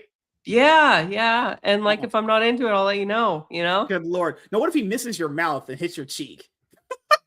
It depends. Does he play it off cool? Is he kind of like, modern guys aren't playing it off cool. They're like, oh my God, sorry, man. I didn't mean to do that. Fuck you. I'm such a piece of shit. Yeah, no, I'm like, whoa. I think you need to play that off like really cool. I think you just need to be like, oh gosh, there I go. Doy. So, like I said before, you have a past where, even a lot of people would say, have you ever got this as the criticism based off your past with religion, then not religion, then back to it? Which is it where it's like people would think you're, not as into it because you've come back to it. Could you have a guy with the same kind of past as yours where he's been in religion, out of it, and in it again? Would you feel like that's 100%? Why would I judge that if I've done that myself? I don't understand the basis to do that. I don't even understand the basis to do that if you are currently religious. Did you know how that is religious? When it comes to religious people, like they kind of want someone who's been as pure and as straight edge as them. You don't mind that if they're not as straight edge, but they at least are religious. I don't mind that. At least a Christian in some aspect, right? Yeah, I'm not a perfect person. Like, I'm like I always say, like, I'm a sinner. I've done, things that I would regret in my life, and maybe that haven't been the most religious. And It hasn't been a Bonnie Blue style escapade. Thank the good Lord. That would be an extreme if you were, hey, MSK, I'm Bonnie Blue. Well, I'd be like, wow, I'm, you know that meme of that black kid that goes like this and he disappears? That's what I would do. Yeah. I always tell my followers that sexual degeneracy isn't my type of degeneracy. I've actually been celibate for quite a long time now, and I don't plan on breaking that until you only had, like you said, like 3 boyfriends your entire life, right? Yeah, and like with the ones that were like decently long. I went on a couple like, short stints where I like a date a guy for like a few months and stuff like that. But no sex with him, right? One of them I did. Like I at the time, this was in between, like obviously before now when I've been more religious, because Orthodox we don't do premarital sex. It's a huge no. One of them I think the shortest time I've ever had sex with a guy was like after like a couple months. Like it's like you made him wait 1.5 months. 2 That's months. crazy. Yeah, because I don't believe in like one night stands. I've been offered them before, don't get me wrong, but I don't think that anything good happens from a one night stand. You don't know a lot about a person. For instance, like the other week or whatever, I was out with some friends and this guy was like really like hitting on me quite hard, right? And he hung around with my friend group and stuff like that. And he at the end of the night, he's like, do you want to, go home? And I said no. I was like, do you need a cab? Like, do you have your phone? Like, I'll get you a cab back to your place. Like, I'm getting my own cab. You could, go home. And I found out, not a word of a lie, this guy told me, add me on Instagram. And everybody knows those people like add you on Instagram. Because this is what I've been told is like, that's where they have like their more secret stuff. And like, if you go to their Facebook and all that stuff, they've got the photos of their family and their wife and all that stuff. Well, that's true. And that's what I did. He gave me his Instagram. I added him on Instagram just to like check it out. She even added me on Instagram, guys. It's okay. It's all good. It's okay. I don't even use my Instagram other than like for like literally that purpose. She even followed me on Twitter, actually. If I meet I probably should do that, shouldn't I? I do need more followers on Twitter. Good Lord. She didn't follow me at all. She was like, fuck this guy. So because I wanted to bring that up. So okay, let's say this person who is religious, but he has similar past like yours says this is a round number, and we know most guys aren't having this number. But if you did, just let me finish the thought first. Oh, you're good. You're good. Go ahead. He had a wedding ring on in his Facebook photo, and like a photo like of an ultrasound scan. So this guy's very obviously like either he definitely has a kid, number one, and possibly even currently married. And I was like, the dodged a bullet there. Thank you once again, standards. Yeah. I will say this. You were apparently so attracted to this guy it made him want to think about cheating on his significant other. Well, what can I say? I glow up, man. I glow up. Right now, no makeup. I glow up, man. What was that? What was that saying we had growing up where it was imitation is the sincerest form of flattery? Yeah, you reminded you were maybe his significant other was white. And you were white. See, it was destiny. That's how it was actually. Oh, yeah. So I'll ask this: since you have a very what if you meet this person with a similar past as you, and we know because we had talked about this earlier, guys don't really get this kind of sexual access to women. But if they did randomly, because apparently you just meet these high profile guys for some reason, because you're just bombshell, you're like a 10, you're like a 9 out of 10 around here. No way. I'm like a 6 on a good day. I would agree with that. So yeah, what if this guy said? Because your body counts, these things always come up. What if he said his body count is like 10 women? He slept with 10 women throughout his entire life. Would you accept him for that? Would that be cool that's fine. Mine's 7. I draw the line at like 30 plus, I think. Oh, like hell! 30's excessively. Yeah, like my ex-fiance was actually a virgin. Really? The long one you had? Yeah, he was a virgin. Yeah, okay. I took his V card. Oh God! Wait, are you gonna give it back? I wish I could, honey, but no. Yep. Maybe she met a high profile guy. And good Lord, WZ's cringe. So you're as long as it's not like 30 women, somewhat double digits is okay. But I never say never because like for the right guy, if he's like, look, like. I've fucked up. 30 like, women. Damn. That would be that. But if he's like, look, I was a stud, my 20s. I was like, and I'm really in love with the guy, and he's been tested, and he's been like, cleared for everything. It's like he's got up to date on like all of his shit. Maybe, but But for right now, I'm saying like just borderline, like 30 would be like too high for me. If he was like 30, yeah. But the chances of, not saying you can't, but like to meet a guy that's had like more than 30 women, you'd have to be like those Instagram models we're talking about, where they get invited to like the boats and the yachts and they get to meet the millionaires who own them. Those guys probably have like more than 40, right? Average guy we're talking about. Okay, so if it's a low number, but this is another aspect because you know how this works because so dating goes.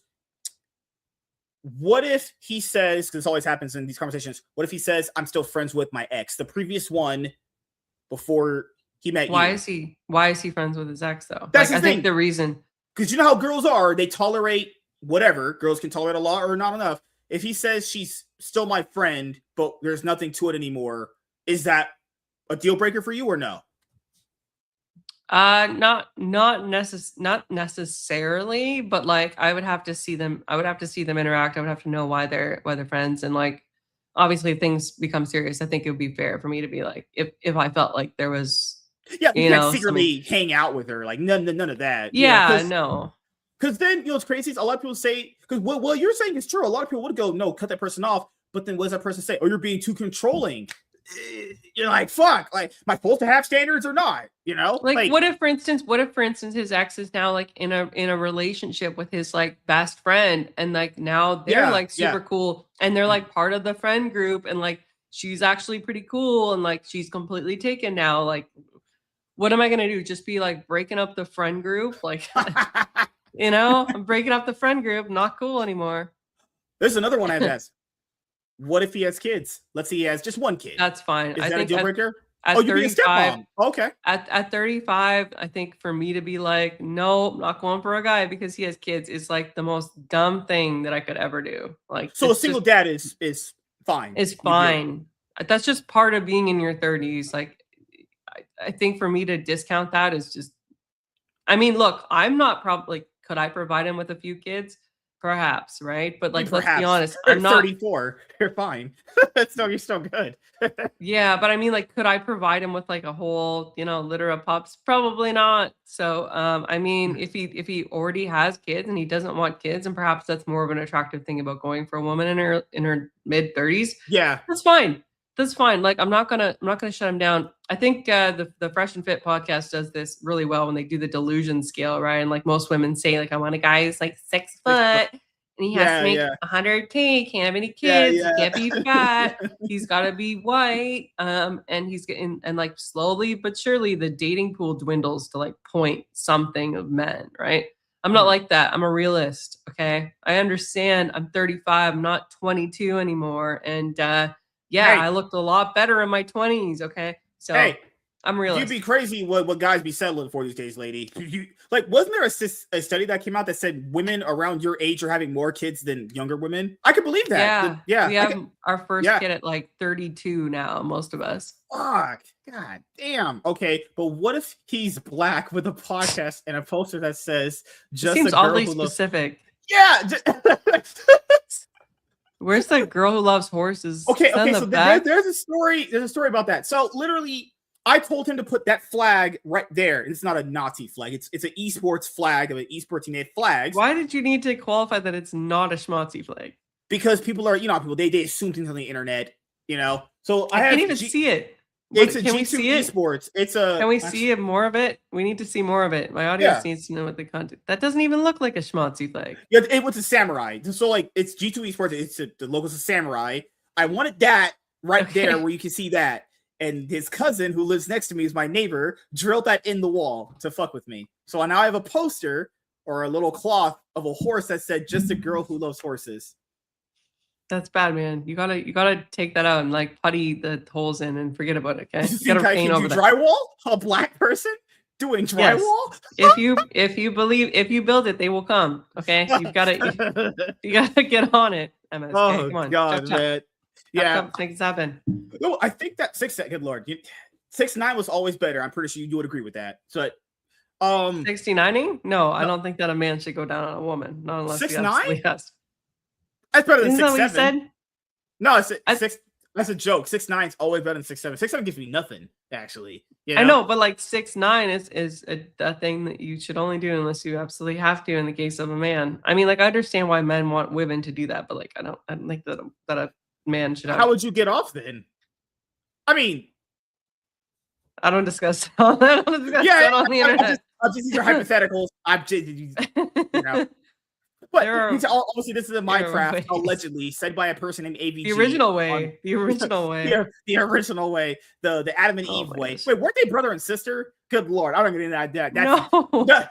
That's another road down to get into. No, God created them. They were both like okay, out of the rib, but like this is dangerously close to apologetics. This is dangerously close to apologetics. They're not. It's not an incestual relationship. Okay, no, that's all you need to. I was joking. Okay. No, it's what he's okay. So this is crazy.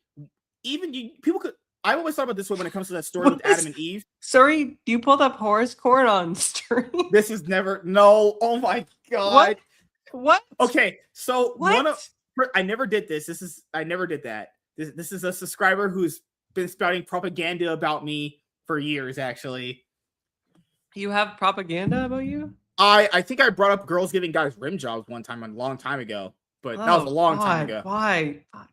I'm just saying, you gotta put whipped cream on it and just go for it. No, okay, so could you argue that Adam was I threw up in my mouth a little there. Could you argue that Adam from the Bible was a simp to a certain extent?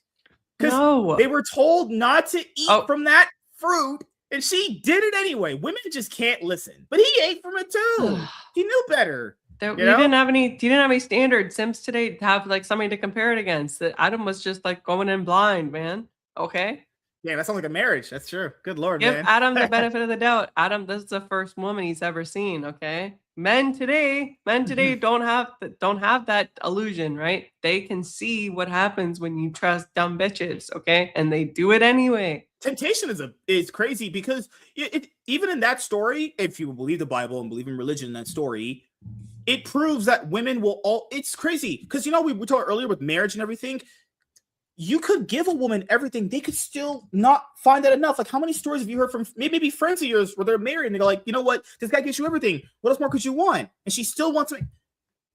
Women will always want something more. They're never satisfied. And I got 9 inches. Jokes. Good Lord, man. See, no, but like Tom Brady's wife cheated on him. Tom Brady's wife cheated on. Like, married guys are getting cheated on. Piers Morgan, who's like super wealthy. Oh my God! Do you remember that story she gave that tabloid where she said they were sleeping together, not like sex, but like they were in bed together. He turned around and he was staring at her, the back of her head with his eyes, just staring at her like, what the fuck? So cringe, man. Oh God. So cringe. Like, straight to jail, believe it or not, jail. Straight to jail. For her, not like she should not be posting that stuff about her husband online. Yeah. Oh my God. Well, it looks like your internet is telling you to get off the show. I think. Oh, really? Oh no, you're good. I was joking. You have dial-up internet or something. But yeah, we have been going up. No, I have like 1 gigabyte per second high speed. No, it's probably on my end. Oh, my chat just it does that sometimes. It's something about like I think it's a Mac problem. You have a Mac? Yeah. It's a new Mac too. So no, we're good. We got excellent connection. We're good. Oh, you're good. You're good. What is the okay, so like since you've been in and out of religion, how do you feel about certain media then? So you said you like horror movies. So wouldn't that be a sin to watch horror movies? No. Sinful stuff, to my understanding, is like stuff that actually would be breaking the 10 Commandments or breaking some kind of teaching of the church, like for instance, like fasting rules and stuff like that. There's nothing, an Orthodox fasting rule that says that I can't watch Halloween in its entire glory or the Alien franchise, start to finish, proceeding with the horrific conclusion to date anyway, Romulus, which was an absolute trash fire and should be condemned at every turn. Alien Romulus? Yeah, horrible. When they got into the cousin fucking, I was like, oh God, man. Yes, it's just bad. It's one of those things where I have a love-hate relationship with these movies. I obviously love the first two. Man, the second one is just, man, they don't make movies like that anymore. When I got to Alien, was it Covenant? Ridley Scott directed that one? When they revealed, that was very good. You know what's crazy is? When they revealed the freaking alien, he created it because this is already how stupid these movies are. When an android portrayed by Michael Fassbender was like, I love women. How did an android love a person? They don't have their robots. They don't have feelings. This is probably movies don't do it. He's an android. And he was like, I loved her and she rejected me. Wait a minute. Before he says anything else, how did an android feel emotions? He was programmed to feel emotions. How did a robot feel emotions? I'm still trying to process that in my head. I heard that. Well, perception versus reality, right? I mean, oh God. And he was like, yeah, so I did this thing to this lady, and that's how the Xenomorph was born. So the Xenomorph was born because a lady rejected an android. Please, for the love of God, throw that movie in the trash. Yeah. Throw that in the garbage. Put that in the jail. Alien was born because the freaking creator was a simp. Oh God. Oh, everything comes back to simps. It's all can't be in the worst thing like Predator, you know? Or forget. Did you ever like Harry Potter? Sure, it had some merits to it, but mainly, yeah, there was a lot of lame aspects, a lot of cringe moments in Harry Potter. Author's super based, but yeah, no, people in your country do not like her, and they hate her guts. Yeah, she says JK women should be protected. You must hate women, then. What? Crazy. Or because you brought up Fresh and Fit earlier, and I like watching their show. What the thing is, what's that thing to do with the girls? Where so two things happen. Yeah, so there's two things that always blow my mind with people where they're like, well, women aren't really like that the way that Myron describes them or whoever, right? Or even I'll describe them. I ask you guys, there's these shows exist where these females go on there and say what they feel.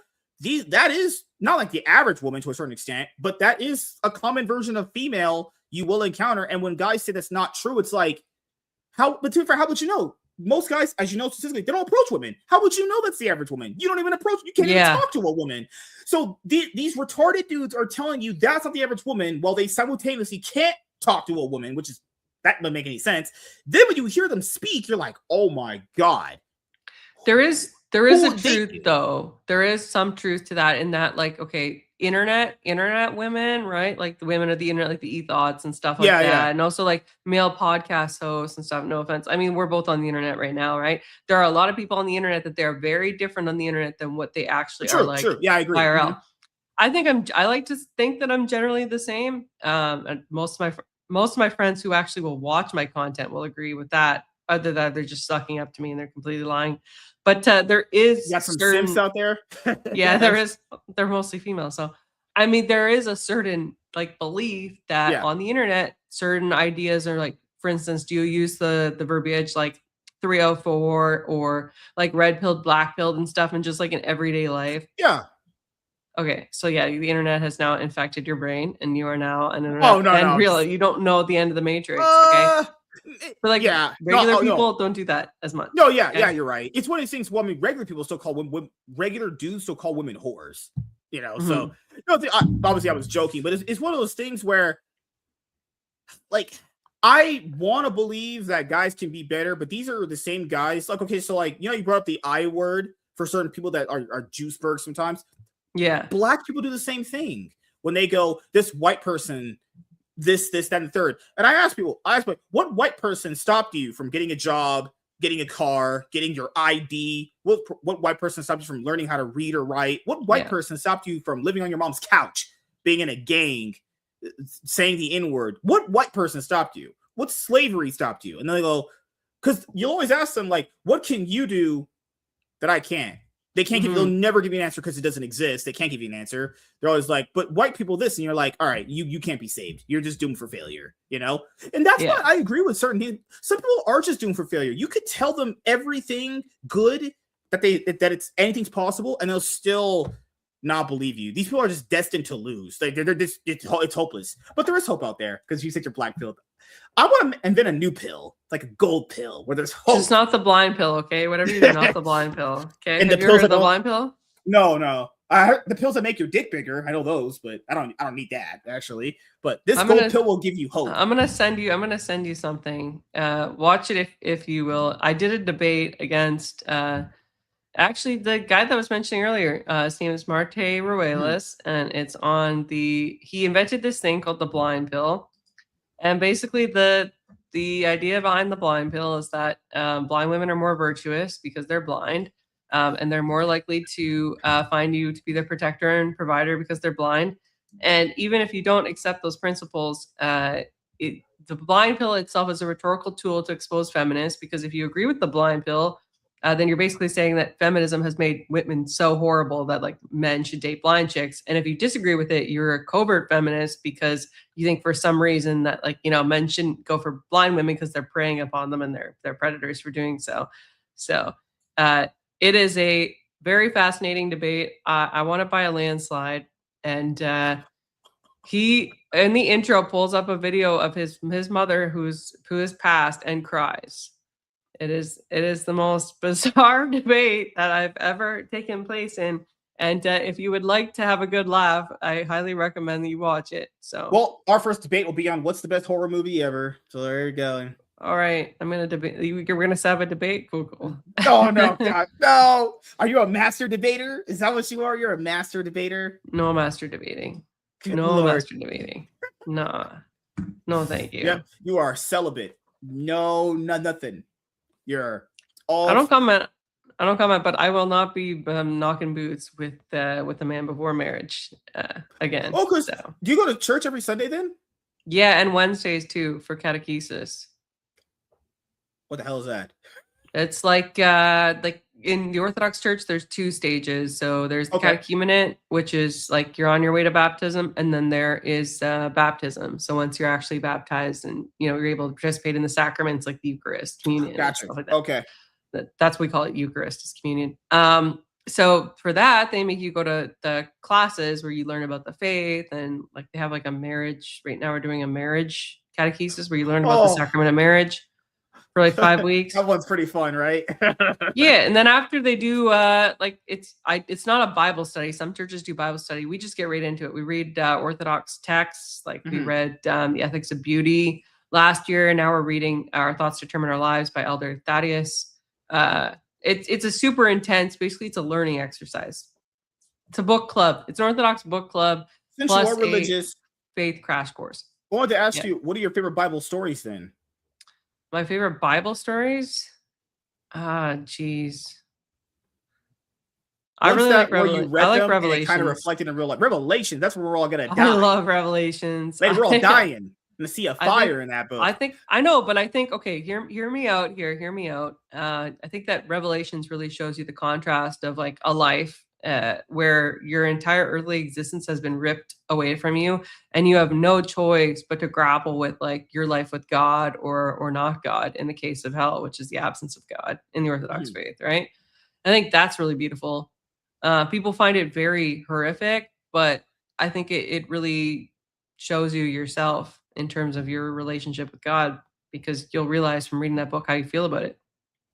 You might feel bad, in which case you probably are worried about your hell being your, potential outcome, and maybe you should work on your faith, or you feel great. What about the story of like Paul? Because I know people bring that one a lot because they say Paul was a sinner, murderer, or whatever. But he's a misogynist because he wants women to be quiet in church and stuff like that.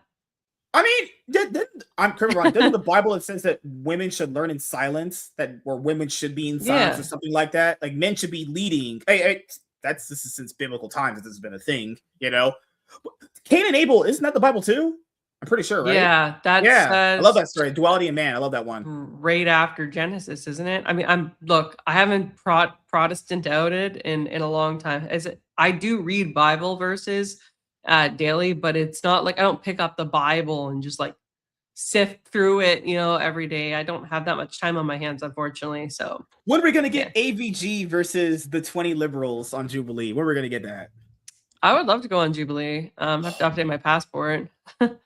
God, man. And also I have to give 0 fucks about my career, because I'm probably going to say something on that very popular show that millions of people watch, and my boss is not going to like. What's crazy is everyone's going to EFAP it too. Your most viral moment is going to be everyone EFAPing it on their show.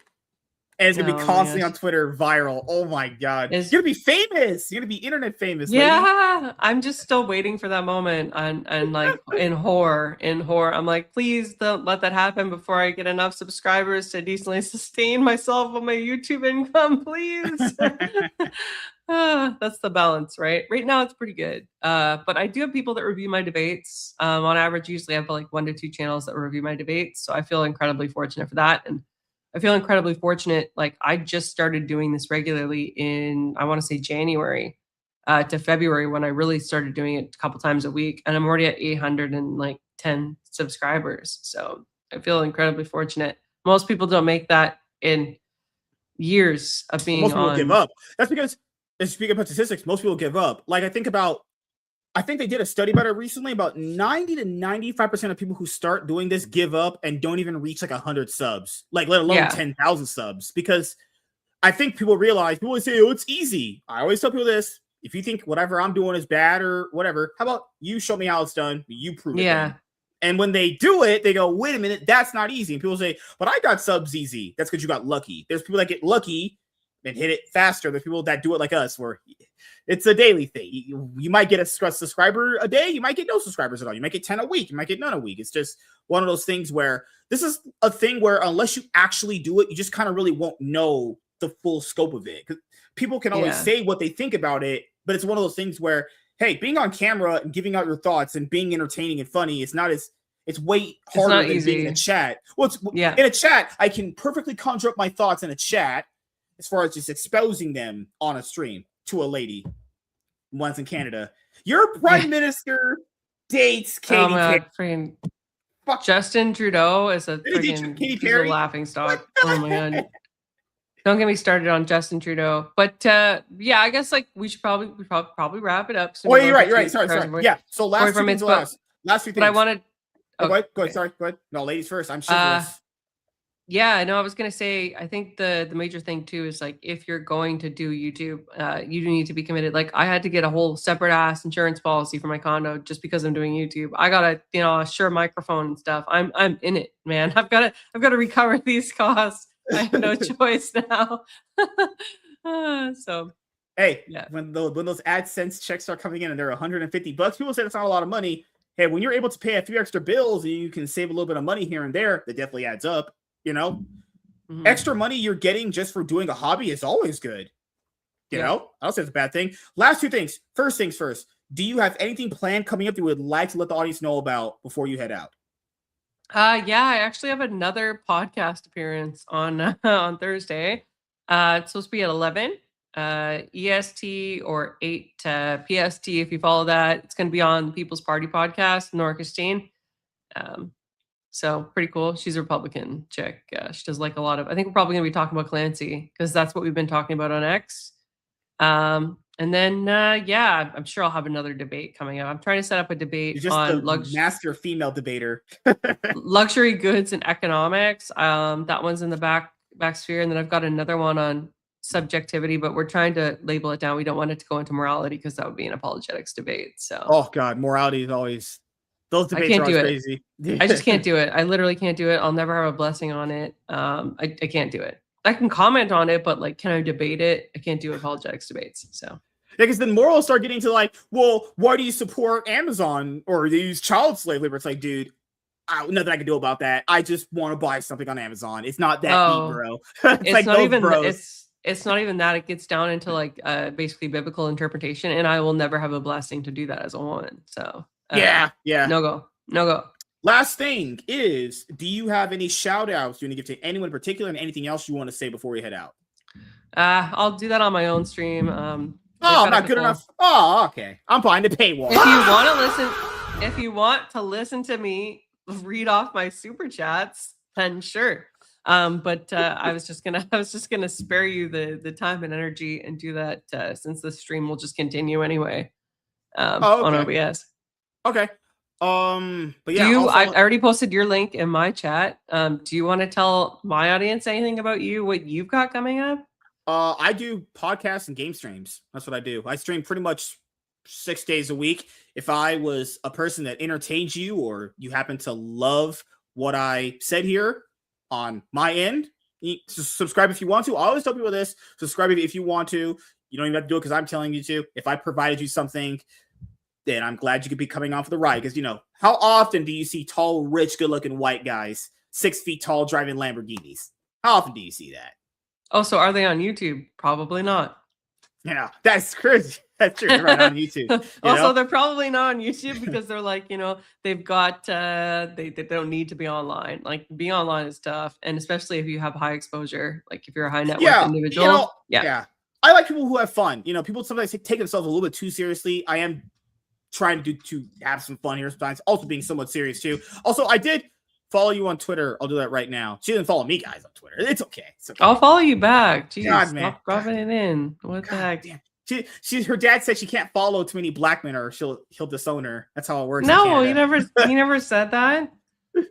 Oh God. I don't think so. I haven't asked him about that. What if you brought home a black guy to your dad? Hey, dad. Oh, honey. Okay. I've asked my dad about that. I just generally I talk to him for over an hour and a half a week. Okay. Sometimes we talk about weird stuff that probably won't happen, but you never know. Right. Mm-hmm. And I was like, hey, what about like, people of different races? He's like, I don't care. He's like, as long as you love them. And as long as I love them. He's like, that's the more press. I've got to love them too. Yeah. The best part is if I like them. All right. Okay. See, and you can rub it in. You have a dad and I don't. But yes, thank you guys for checking out this episode of the MSK Show.